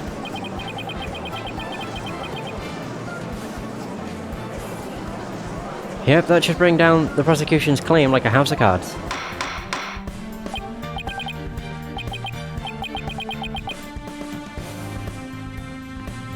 Order! Order in the court! Mr. Wright, that was a very clever deduction. Why, thank you, Your Honor. Oh, it was nothing, Your Honor. Nothing but pure genius. Take that. Boss, I'm sensing a definite smug and braggy vibe coming off of you. I have just one question, Mr. Wright. Yes, Your Honor? If Mr. Justice didn't leave this message in blood, then who did? Huh? What?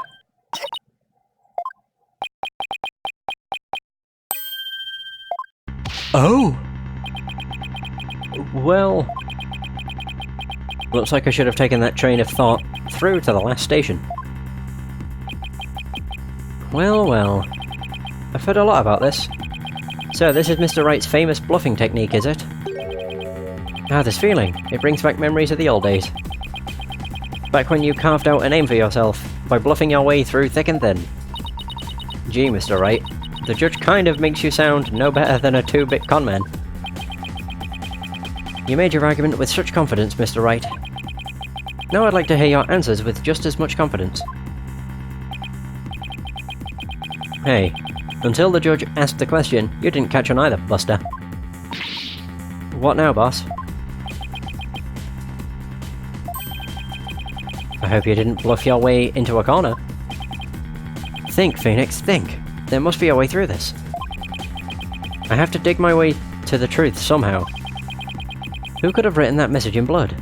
It wasn't Apollo. I don't think there was enough blood to have written all that.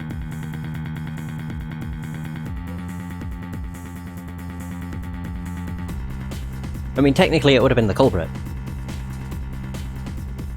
So... I mean, the culprit would have writ it, but the blood came from someone else.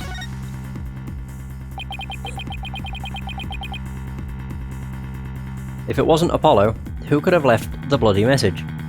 Well, funnily enough, courtroom number 4 is where someone was killed, and there was a lot of blood.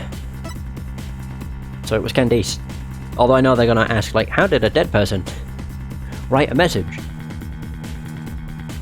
So a detective who's heading up the investigation into the bombing incident. Whoosh! To be honest, I don't actually have any real proof of this. But I've come this far.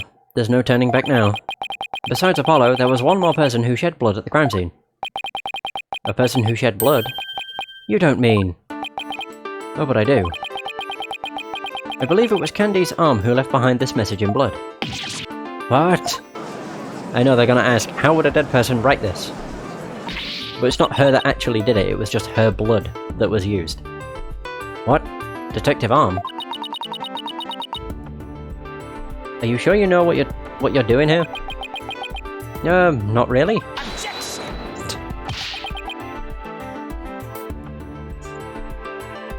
What kind of ridiculous assertion is that?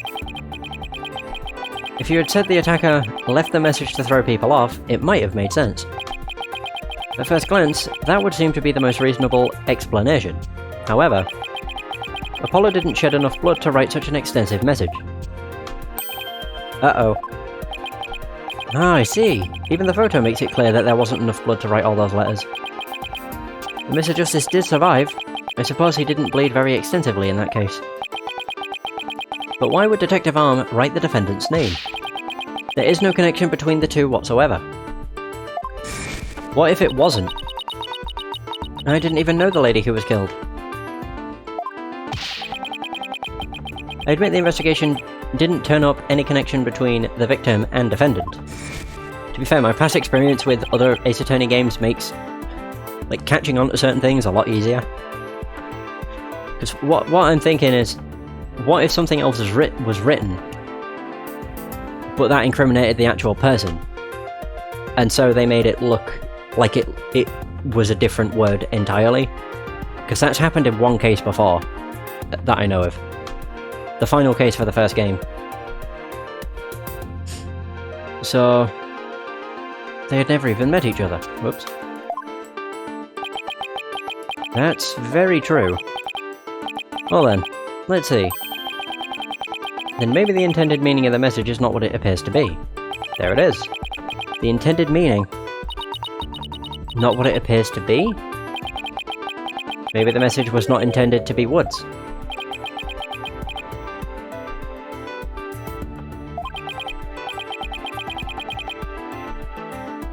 Coming from you, that's quite the bold statement, Mr. Wright. You wish to assert that this bloody writing could have some other meaning. Yes, Your Honor.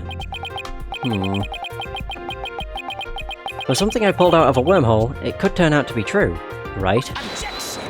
Of course he has something to say.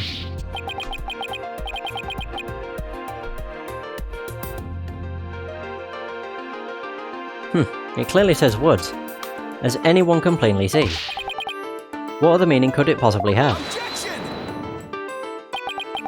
But Candace Arm was a detective. Maybe Woods only means something to the police. Like a police scanner code, for example. I didn't think of that. You may have tricked his honor, but you'll never get the best of me. I have a thing for studying on the weekends, as you may have already guessed. There is no such radio code as Woods in this state, dear Mr. Wright. Is that a fact? Don't look at me. I know as much as you do about police codes. Well, shit. Enough of this. I was quite taken with the defense's new theory. But if they can't substantiate it with anything, then I must end things here. No, please wait, Your Honor. Very well, but before we discuss this theory any further, I demand a plausible explanation. So, Mr. Wright, what is the true meaning of the bloody writing? Well, I believe it's... And no stalling. If you can't come up with an answer quickly, I will declare this discussion officially over. I'm in trouble now. What other meaning could it have besides the obvious one? Maybe it means something in another language? Or maybe it's a code? Wow, could they give it away? And could they make it any more obvious? Think, Phoenix, you can do this. Which piece of evidence will tell us what the word woods really mean? Wait, so if I actually look at blue. I don't want to look at that one. There it is. The only thing I can see is 5. Oh! Ah, yeah. It's definitely the code. L10015. Yeah. So L and 1 were put together to make woods. Was put together to make W. 0 and O look pretty much the same. The 1 is what was made into a D, and then S was a 5. Does the S look like a 5 though? Actually, to be fair, it does. Yeah, that is a 5. Oh, it actually has another one. You can barely see it because there's a piece of rubble or there's a thing missing. But yeah, that's actually the code. I never even noticed the final part of it. So that would have been an R, but it's covered up by something. Ah! Well, there we go. Easy. Oh wait, I nearly presented the wrong thing. Present the bomb transport case. The bomb transport case? I've about had it up to here with your shenanigans, Mr. Wright. Take a look at the numbers on this case, Your Honor. L10015R. Doesn't this string look vaguely similar? Familiar? I can't read. My god. L100. What does that have to do with anything? What could those numbers possibly have to do with the case at hand? Oh, you'll find out. Now, please take a look at the bloody writing shown in the crime photo. Oh, I think I see it. That a girl. That's 1 on my side. It says woods. Or you could say it's a horse of a different colour, Your Honour. The first character isn't a W. It's actually an L and a 1. The next two are zeros. Oh my goodness. The true meaning behind the bloody writing isn't Miss Wood's name. It's the number engraved on this bomb transport case. What are you talking about? The next part doesn't make any sense. The next number is a 1, but the bloody writing says D. Yeah, it's quite easy to turn a 1 into a D. But the number on the case and the bloody writing can be made to match up quite easily. This is how the numbers on the transport case can be made to match the bloody writing. Read it backwards. No, erase 2 lines. The one between the L and the 1, and then the 1 from the D. And you have the code. Please erase the third downward stroke of the W and the curved part of the D. And there it is. Oh, would you look at that?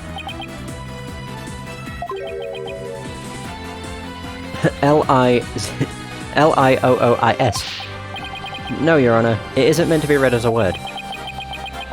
It's the number L10015, which, if you take away the final R, is the exact same number that's on the bomb transport case. Erase 2 lines and they match up, you say? Well, I can change anything into anything else simply by erasing 2 lines. What if we erase 2 lines from your name? Would you be happy as Mr. Rye? Well, would you, Mr. Rye? The only right spelling is right. Okay, I'm doing pretty well here. And I think I've drawn the right conclusion. Detective Arm's real message to us is the bomb transport case number. Your Honor, the 2 lines were added by the real culprit to intentionally mislead people. What? That was obvious. The original message Detective Arm left behind was the transport case number. But whoever assaulted Apollo changed the message. If you're right, boss, then what do you suppose Detective Arm was trying to tell us? Good question. What does this number represent? Do you see this number here? That is my identification number. And again, they're making it really obvious. Candy Sal lost her life in the courtroom bombing. Her dying message could only have had one purpose. Oh, so she didn't die straight away. To point out the true culprit. No. To tell us the name of the one responsible for the bombing. Oh yeah. Well, don't keep us in suspense, Mr. Wright. Tell us who she was trying to name. The culprit that the victim was trying to identify is none other than a police bomb specialist. He was in charge of handling the bomb that exploded in the courtroom. It's Ted Tonate. The defense wishes to indict Mr. Ted Tonate on the charge of the courtroom bombing. Oh! Ted Tonate? Apparently, disabling bombs isn't Mr. Tonate's only specialty. Somehow the victim must have realised that he was the bomber. So when she was caught in the blast, she left his bomb transport case number as her dying message. She used Mr. Tonate's own ID number to finger him for the crime. Why would anyone go out of their way to write an ID number? Wouldn't they simply write the person's name? He's got a good point there. What if she didn't know his name? What do you have to say to that, Mr. Wright? Only Detective Arm would know the answer to that, but allow me to offer a theory. Perhaps Detective Arm couldn't recall Mr. Tonate's name in the heat of the moment. As I recall, this was the first meeting between the two. It's entirely possible they wouldn't have been familiar with each other. Or maybe using the ID number was a way to hide its true meaning from the real culprit, thus lowering the odds that they would erase the bloody writing. But no matter the reason, or what the reason, the important thing is the meaning behind her message. The fact remains that she wrote Mr. Tonate's ID number. I've got the bloody hiccups. Ugh. Now just one moment here. There hasn't been any proof yet that it was indeed Detective Arm who wrote it. The bloody writing wasn't found during the investigation after the blast. If Detective Arm had left the message, it should have been found at the time, but it wasn't because the case was on top of it, you dunce. Objection! Jeez, how stupid is this guy?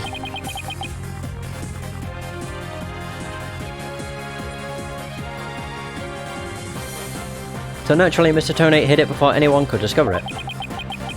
And there's a simple explanation for how he was able to do so. What? And it was able to cover the message up because he was the first to find the body. Yeah, the case covered it. He was also the first on the scene, and the first to find the body, so there was no one else there, which means he moved the case at that point. First person to discover the bloody writing was Mr. Tonate himself. I was the first one on the scene after the explosion. I went there to ensure safety, but I ended up discovering a dead body. When Mr. Tonate saw that the victim had written his ID number, he used the bomb transport case to cover up the bloody writing as a stopgap measure. Oh, so that's why the message in blood was under the transport case. He didn't have enough time to try and scrub away the writing. If he didn't report the body right away, he would look suspicious. So those letters lived on to serve another function, when Mr. Tonate used them in another incident. Oh, the assault on Mr. Justice. Exactly. Mr. Tony hit upon a plan to use the bloody writing for his own purpose, or purposes. So he didn't clean it away. Instead, he made it look like Mr. Justice wrote it. By adding 2 lines to the writing that Detective Arm left behind, he transformed it into words. He changed the meaning of the message. He made it look like Mr. Justice was accusing Miss Woods of the attack. So that means the only person who could have altered the bloody writing was the courtroom bomber, who was the same person that assaulted Mr. Justice. And that person is Ted Tonate. Oh! I thought his hair flew off for a second then. Alright.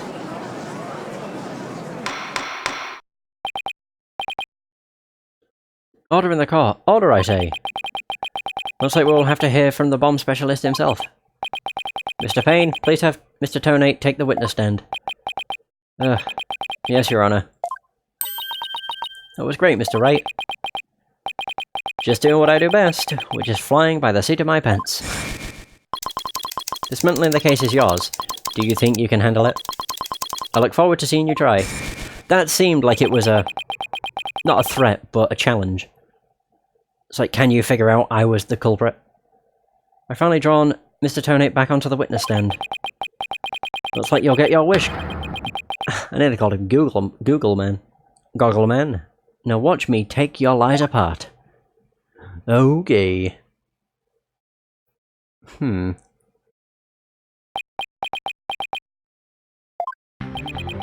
Tonate, I'm afraid we have a few more questions for you. I understand the situation, Your Honor.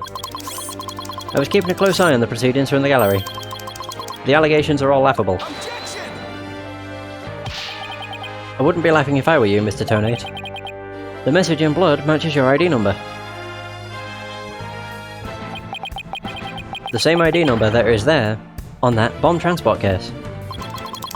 Such a far-fetched theory, no better than a tangled ball of wires. I'll have them untangled for you in no time at all. You were the first person on the scene after Detective Arm left her message in blood. You were the only one who could have hidden the writing, and then used it again later. I see times 2, but then let me ask you. Do you have any proof that Detective Arm wrote that message? That's a very good question. Well, do you, Mr. Wright? The best way to prove that Detective Arm wrote that message is to analyze the DNA. It's written in blood. Your Honor, I request that a DNA test be performed on the blood itself. Once we know whose it is, it will be obvious as to who wrote the message. Very well. Bailiff, please put in a request for a DNA test with the forensics team. Yes, Your Honor. It'll be some time before we have the results of the analysis.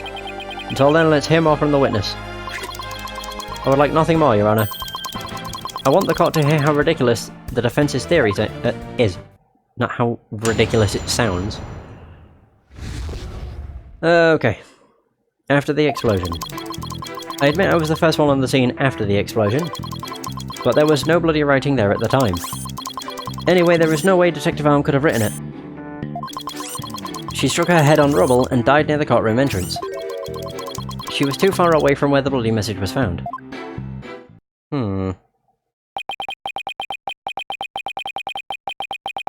So you're saying that the victim's body was nowhere near where the writing was? He doesn't bullshit his way through, but he does bluff at points. Gets through by the skin of his teeth.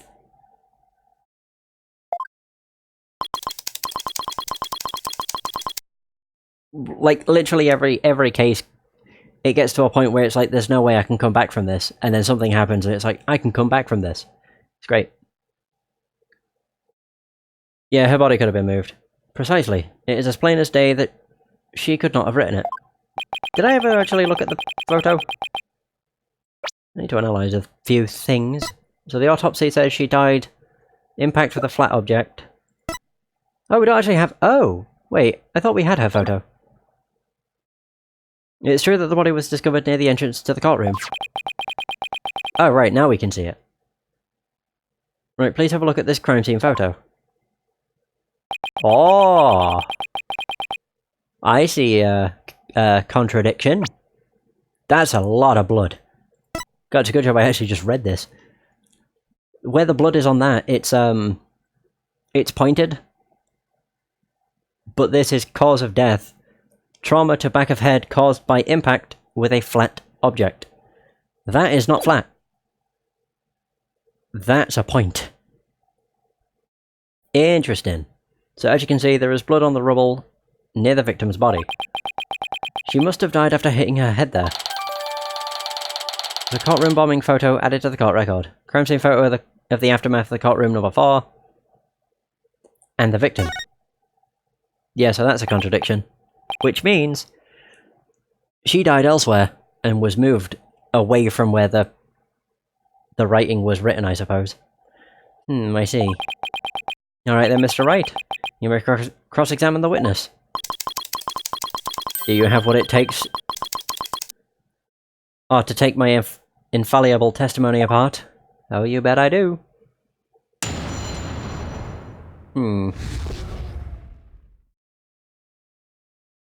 So, after the explosion.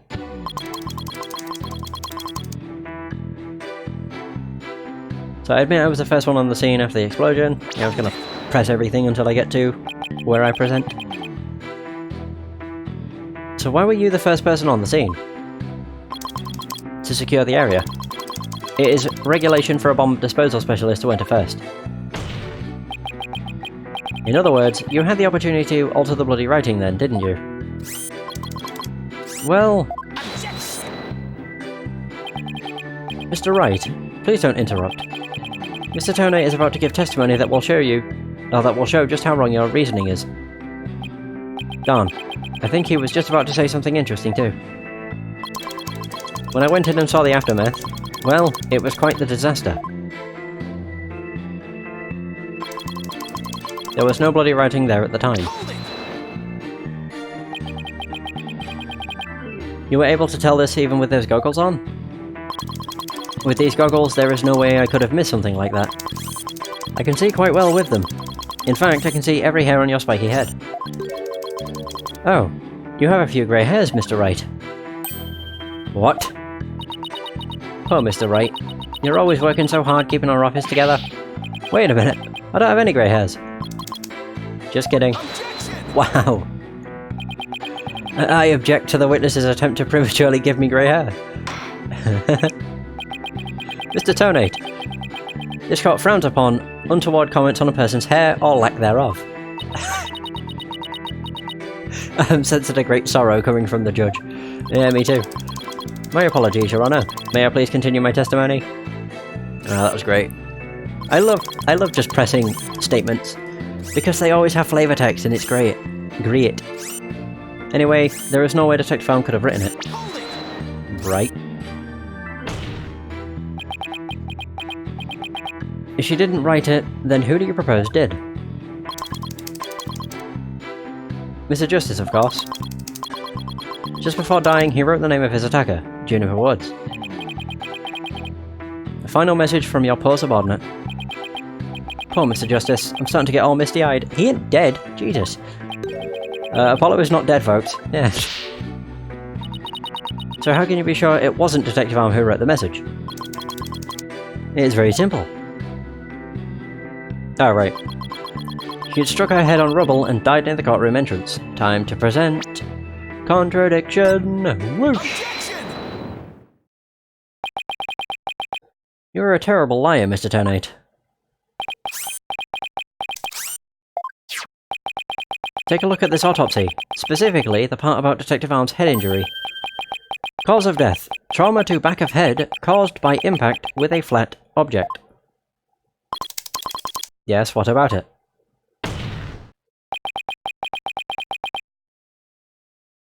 Now take a good look at the bloody piece of rubble. Oh god, Yanni. It's sharp and pointed. Oh god. The poor guy fell apart. Hey, you're right, boss. It is pointy. Just like your hair. That is odd, isn't it? What could be the meaning of this contradiction? I believe it means the victim did not hit her head on this piece of rubble. The bloodstain you see is just another fabrication. Its purpose is to mislead us into thinking the victim died near the courtroom entrance. In reality, she died elsewhere. God, what if she died where Apollo's body was? But then was moved. That would actually line up. Yeah, are you claiming the culprit moved the victim's body? That's exactly what I'm claiming. The victim hit her head at some other location. Most likely the floor, or some other flat surface. And this location was somewhere near where the bloody writing was found. In that case, she definitely could have written the message. Your Honor, I have the results of the bloodstain analysis. Ah, very good timing. Let's take a look. According to this report, the message was written in Detective Arm's blood. And as the defense claims, only the parts of the message that were added afterwards were written in Mr. Justice's blood. Aha! It would appear that the defense's assertion is correct after all. A report that proves that the writing was done in Detective Arm's blood. Yes, you did it. You were right, boss. Now I have to drive it home. I'll have to take a good look at the bloody writing analysis later. Oh, this guy's sweaty. Mr. Tonate, it is now apparent that you have told several lies to this court.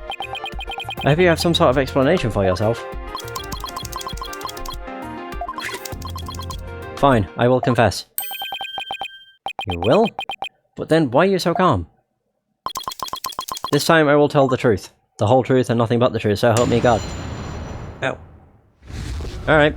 The truth. The apparent truth. It is true that Detective Arm wrote my ID number. She very plainly wrote L10015R. I was shocked.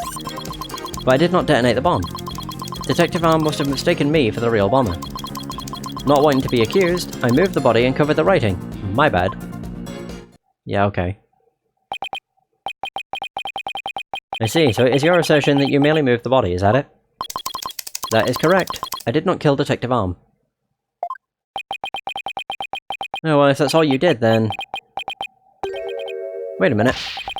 That in and of itself is a criminal act. Glad to see you finally crossed that finish line, Your Honor. Very well then. Your cross-examination, please, Mr. Wright. Let's fucking do this.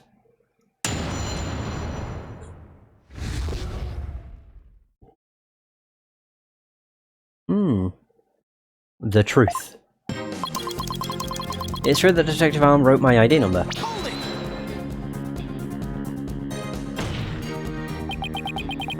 So you admit that you actually did see the bloody writing that Detective Arm left? My bad. I should have said so from the outset. And you were sure it was your ID number? I am sure. It was definitely my ID number. That number was assigned exclusively to me by the police department. The number is assigned to my goggles as well. So those funky things were provided by the police department. Jesus. Although these are special goggles customized by me personally. Speaking of personalized, these sunglasses of mine were custom made as well. They were specially created to be particularly dark and shiny. Speaking of special, my gavel is made of mahogany and was custom made as well. It was specially created to make a particularly loud and resounding sound. Which I had something to brag about. Be all of that as it may, I just want to reconfirm you saw the bloody writing clearly. And that it was your ID number. That is correct. My ID number was written in blood on the floor. She very plainly wrote L10015. Oh! Ah. So he actually saw the other part of it. We can't see the, what is it? We can't see the R part. Which one would I present though? Apollo's assault? I'll go with this. I mean, you can make it out on both. Yeah, there. He actually could see that then. Objection!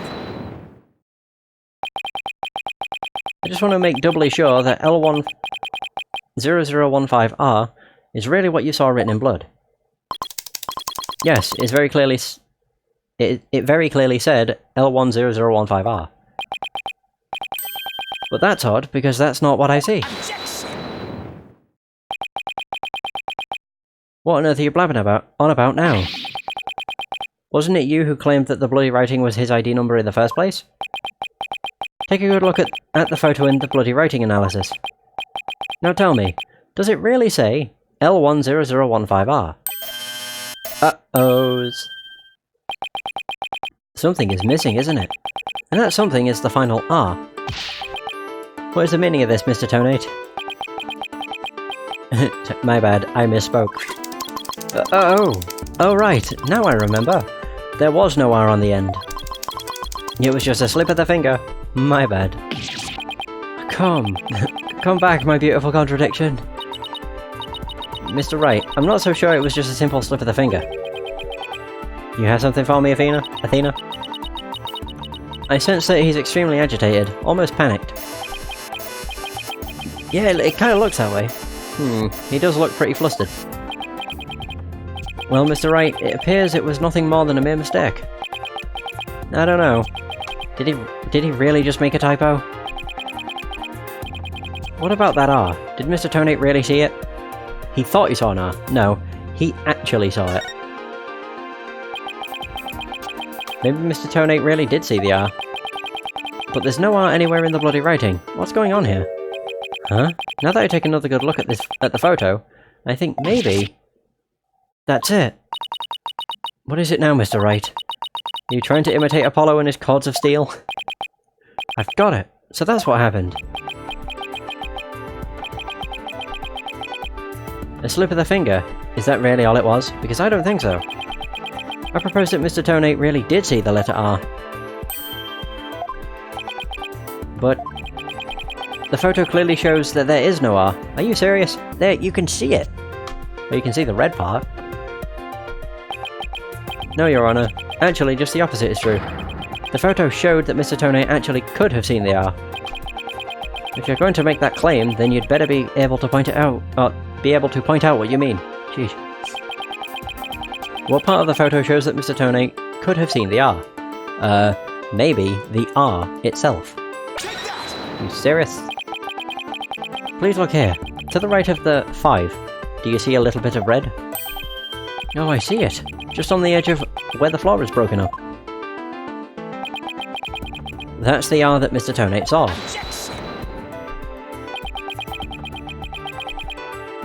It's true that the witness wears some very odd goggles, but that doesn't mean his eyesight is bad, nor his brain power. What part of that little smudge looks like an R to you? But what Mr. Tonate saw wasn't that little smudge. There was a whole and complete R written there. Before the floor was damaged by the explosion. Oh well. That explains it. Huh? Care to explain what you mean? Because you've just proposed that everything happened in the exact opposite order. Yep, because that's the way it really went down. The timing of when the R was written turns everything about this case around. Now then. If the floor was damaged by the explosion, when was the message written? After the explosion? Oh, it was before it. Oh. So she was dead before the explosion went off.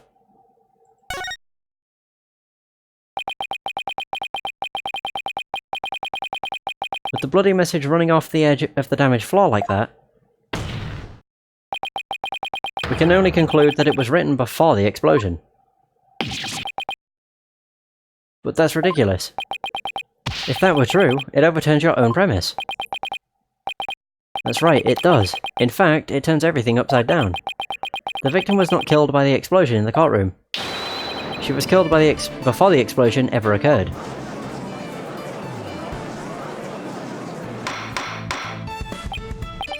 Order. Order in the court. What kind of preposterous claim is that? Have you forgotten that the victim's body was found at the scene of the explosion? True, but consider this scenario. She was hit on the head and killed before the explosion, or even before the trial began. Her body was subsequently placed in the courtroom ruins after the bombing occurred. Oh. That way it could be made to look like she was a victim of the blast. What? Sounds like we'd better look into what the victim was doing before the trial. Mr. Payne, did anyone see Detective Arm before the trial? Let's see. According to the police report... Ah, here it is.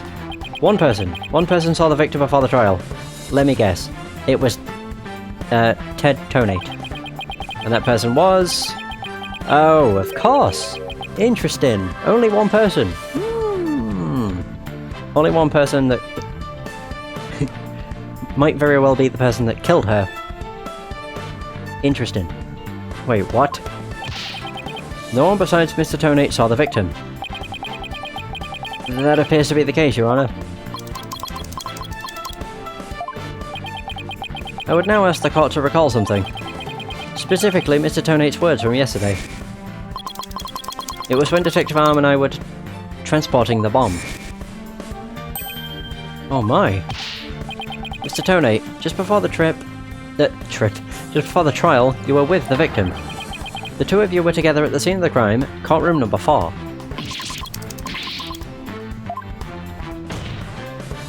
Oh, we got him, I think. Your Honor, the defense requests new testimony from Mr. Tonate.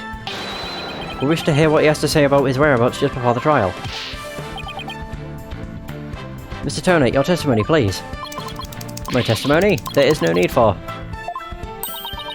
He's completely unnerved, Mr. Wright. You must have hit the nail on the head.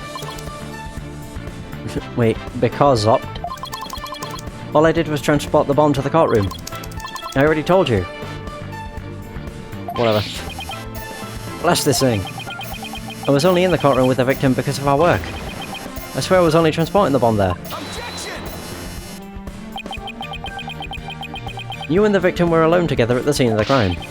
In other words, you certainly had the opportunity to commit murder, did you not? Tisk tisk, do you always leave yourself so open to attacks, Mr. Wright? What now, Mr. Payne? Yes, Mr. Tonate. Mr. Tonate may have had the opportunity to kill Detective Arm, but an important piece of your assertion is missing. What important piece? The murder weapon. What do you claim was used to kill the victim? Mr. Payne has a point. Even if Mr. Tonate had the chance, without a weapon, we can't accuse him of the crime. Well, Mr. Tonate? Oh, yes, that's right. Ew. God, look at those teeth. I didn't have any sort of thing that could be used as a murder weapon on me. I couldn't possibly have killed Detective Arm. Did he really have nothing he could use as a murder weapon? What is it, Athena? Just looking over the victim's autopsy report. I'm hoping there's something in here that can point us in the right direction. Well, it does say that she died from trauma to the back of the head with a flat object. Yeah, and to inflict that specific kind of injury, all you would need is a flat surface, right? A heavy, blunt object with a flat surface could definitely be our murder weapon.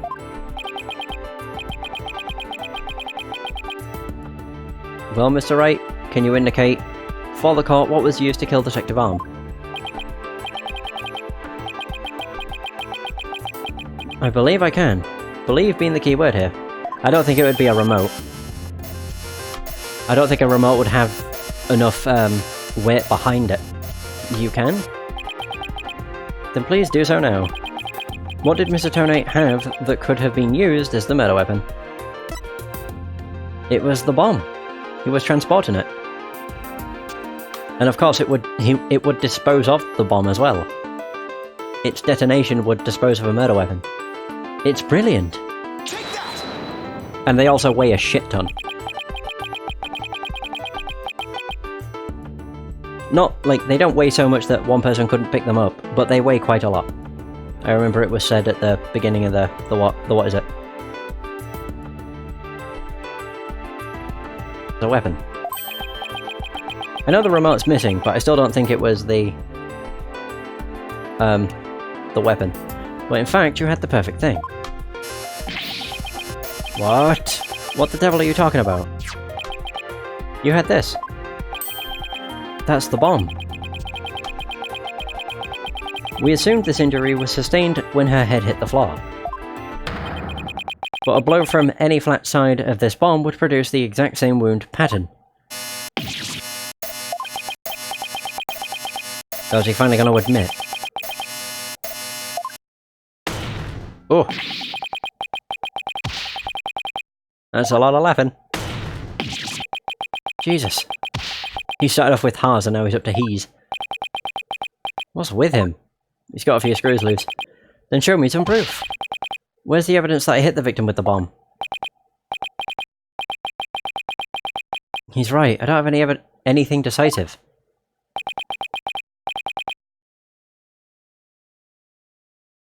Did you find any of the victim's blood on the bomb? That would be decisive proof.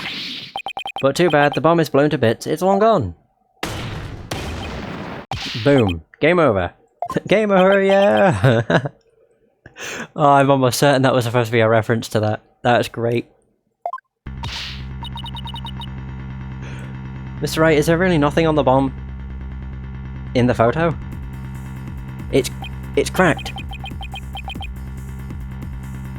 It's cracked. I don't see any blood or anything. Wait, the timer display is a little broken here. Maybe it broke when it made contact with Detective Arm's head.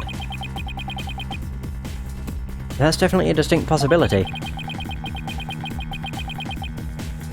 But unless we find a fragment with the victim's blood on it, it's not going to count.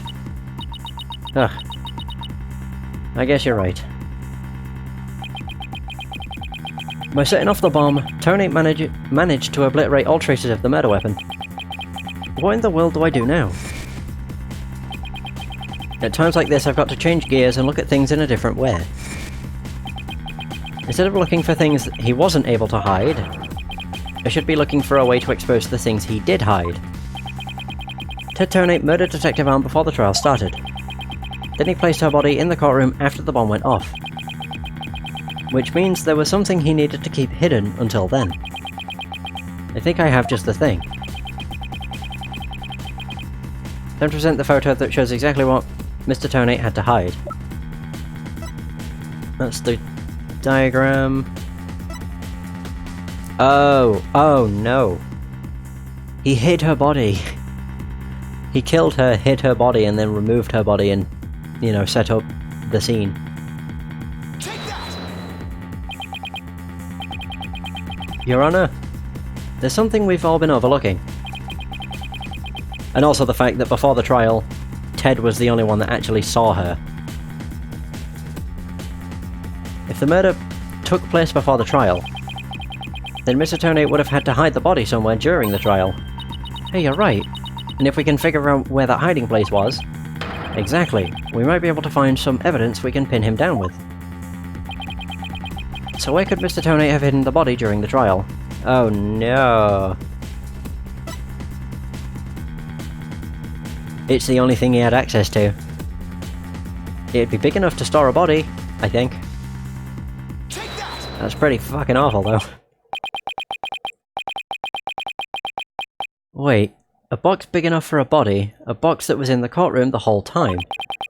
A box nobody would touch if they thought there was a bomb in it. Mr. Tonate.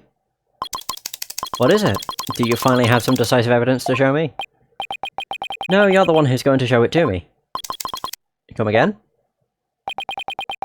You heard me. Now show me what's inside that bomb transport case. Well, the body's not going to be in there, but I'm assuming the blood. What? Why? No, there's no need. I've got him now. Just before the trial, you killed the victim with a blunt object. And then you placed her body in the ruins of the courtroom after the bomb went off. Clearly, you were trying to make it look like she died in the explosion. But there was... Oh, but where was the body hidden during the trial? Oh, I hadn't thought of that. The answer is right here. Oh, right there. What did that say? Right here, right there, right here. Inside a box made of thick alloy plating that can withstand any impact. No, that's completely false. If it's false, you should have no objections to showing us your transport case. So, let's open it up and take a look inside, shall we? Ho ho ho! The crowd's in an uproar.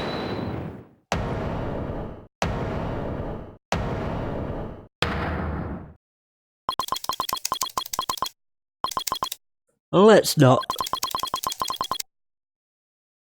Not if you value your life. Oh, okay. It's a threat. What's he up to now? Remain calm and listen carefully. This bomb will detonate in 5 minutes. What? I repeat, this HH-3000 will detonate in 5 minutes. What's going on? Your Honor, I recommend you adjourn this trial. Before this bomb goes off. Mr. Tony, are you threatening me? I am the only one who can disable this bomb. If you do not want to die, your only option is to listen to me. But Mr. Tony, didn't you say that's just a training model? A fake to practice on? I did, but I also lied. This is the real deal. This is the HH-3000. But the HH-3000 was used to blow up courtroom number 4, wasn't it? How do you know it was the real HH-3000 that blew up courtroom number 4? Huh? The bomb that blew up the courtroom was a different one. One that I made. What? Then I'll wait to take that as a confession on your part. I'll take it any way you would like.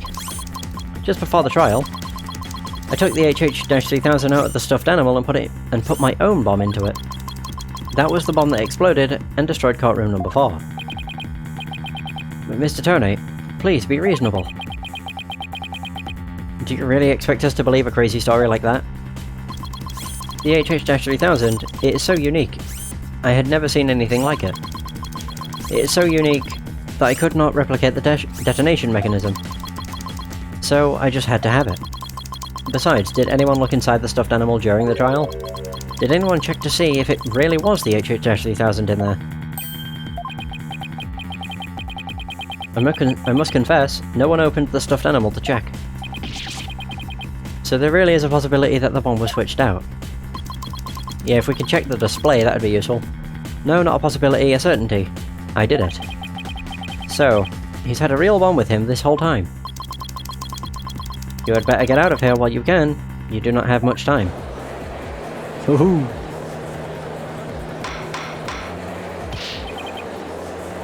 Order! Order in the court! I'm out of here. It's gonna blow. Run! God, he just caused a bunch of chaos.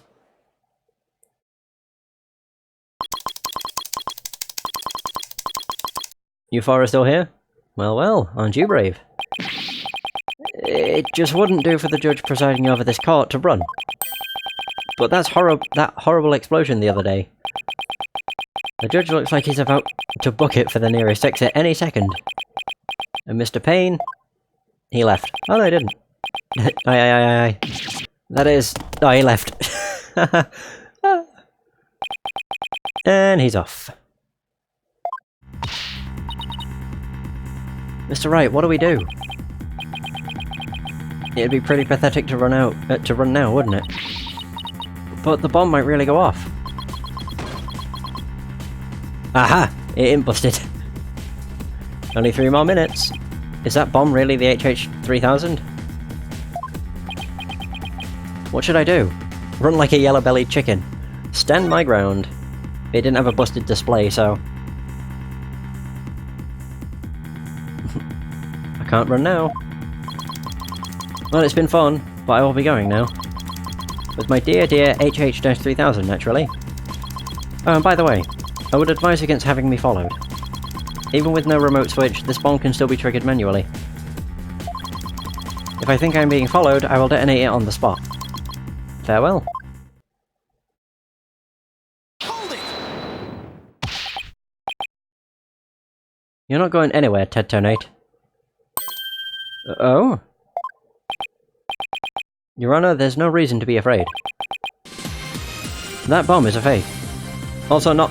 well, technically yes, but... I've had 1, 2 and 3 quarter... 1 2 3/4 hour stream, and then this one, which I started just over 2.5 hours ago. That bomb is a fake. Are you sure, Mr. Wright? More of your famous bluffing? Even at the risk of your own life? Mr. Wright, none of your bluffing now, not at a time like this. Lives are on the line here. I'm not bluffing, and I have proof. You do? Yes, of course, Your Honor. It's right here in the photo of the bomb, clear as day. Now we're gonna show the display. Proof that Mr. Tonate's bomb is not the real HH-3000. Really? Out with it then, immediately. Where is the proof that what Mr. Tonate is holding is not the real HH-3000? I'm so glad it showed the display. Boom. The display for the timer on the bomb in the photo is broken. Most likely, it broke when Mr. Tonate used the bomb to attack Detective Arm. But the display on the bomb in front of us is not broken. Oh, you're right. Therefore, this is not the real HH-3000. Mr. Tonate was clearly lying when he said he switched out the bomb in the stuffed animal. The real HH-3000 blew up in courtroom number 4. This bomb is nothing more than a fake, a model used for training purposes. Oh, and we got him. Fear not, Your Honor. I will examine the inside of the bomb transport case myself. Yes, please do that, Mr. Wright. No, stop! Is it just gonna be blood? I'm assuming it'll... yeah, it's blood. Oh, boy. What is that? Is that a blood stain? Just as I expected.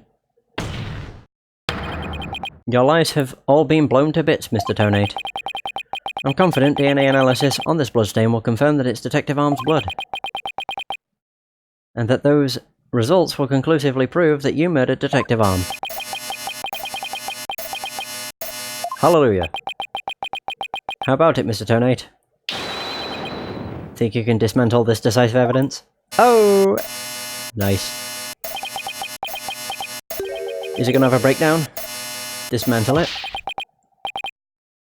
You're too late. You missed your chance to run, so now you're out of time. This HH-3000 is about to explode. Don't try to threaten us, Mr. Tonate. I've already proved that your bomb is a fake. It's real! This bomb is the real thing, I tell you! It's real! Oh god, he's crazy. Mad Bomber, party of 1. There's no time left, it's going to blow. I have to disarm it. I have to take it apart. I can dismantle anything. I can take apart evidence. I can take apart bombs. I can dismantle it all. Yeah, this guy's, insane. I'm not gonna make it! Only one thing left to do. What the fuck?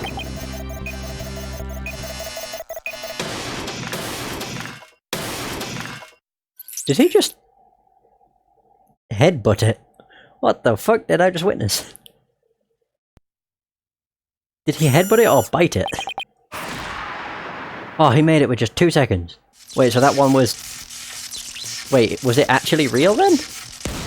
Oh god.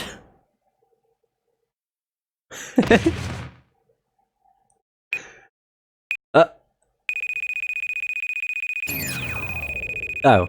Game over. Dismantle attempt failed.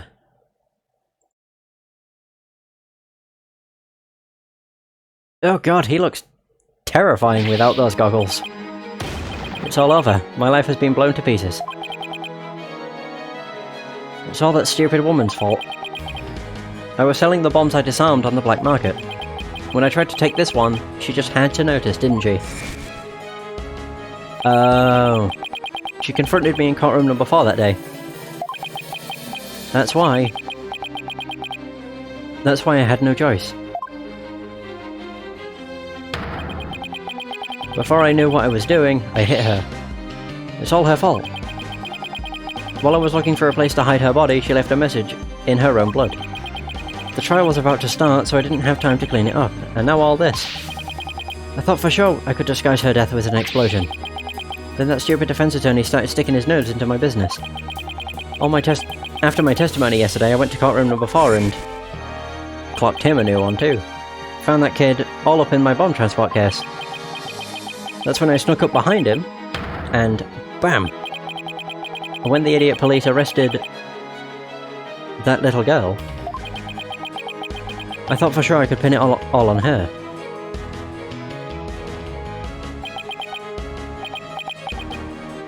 Why? Oh, why? I don't like him without the goggles. He looks, pretty creepy. Ted Tonate, you are hereby under arrest. On suspicion of the courtroom bombing and the assault on Mr. Justice. Also, what about the murder of Candice Arm? You're not gonna charge him for her murder? Are you serious? Your innocence or guilt will be determined at a later trial. Now then, I see that members of the public have returned to the gallery. One person, however, seems to still be running far, far away. Be that as it may, I will now announce Miss Juniper Woods' verdict. Not guilty! Woo! Nice! Oh, look at us.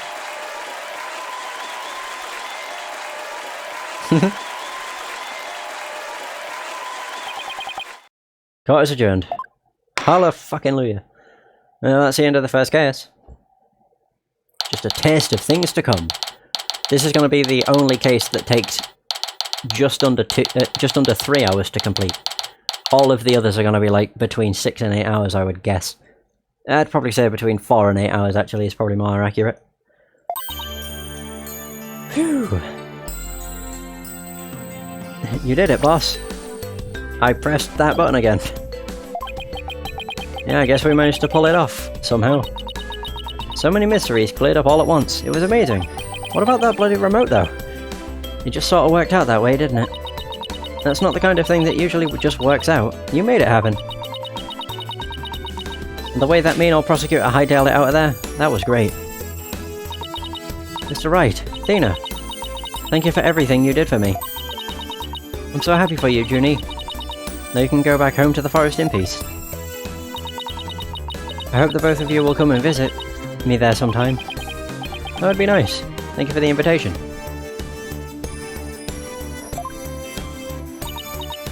I don't know, Mr. Wright. I'm not so sure you could make it all the way up to Junie's house. How high up do you live again, Junie? Around 3,000 feet, I think? What? That's no forest, that's a mountain. But you know, boss, there's something that still bothers me about the case. One little mystery we never got around to solving.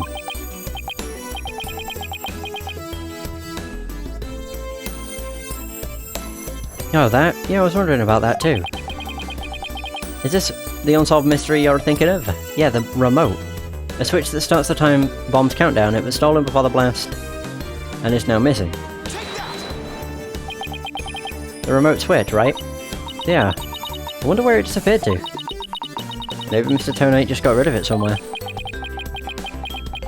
Yeah, it's a pretty big thing to leave unsolved, though.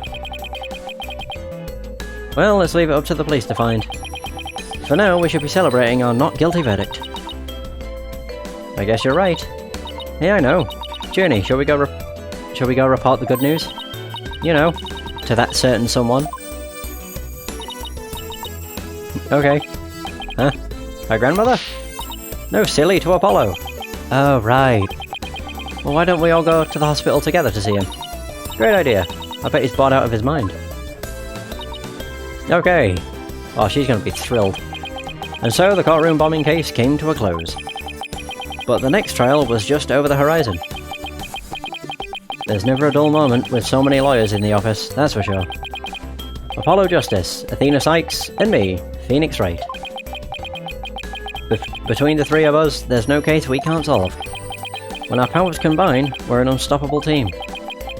At least, that's what I believed. Alright. Oh my god, it's 4:32 AM. Damn! But all of that changed with what Apollo said to us that day. It was something that would put my faith in us to the ultimate test. Foreshadowing? Oh right, there's still more. The Right Anything Agency. Oh. Wait. Sorry, but I'll be taking a leave of absence. Wait, what do you mean by a leave? Can you at least give me a reason why? I can only say that this is something I must settle on my own. Huh?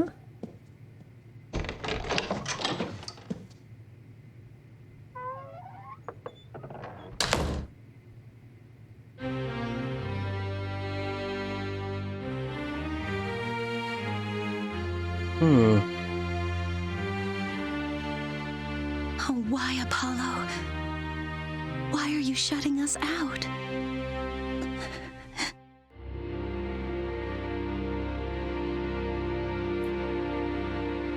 Wait.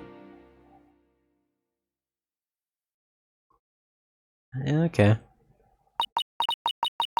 What happened to you, Apollo?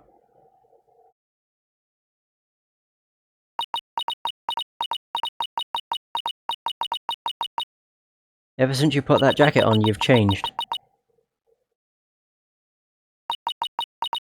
And now, for whatever reason, all my mind keeps doing is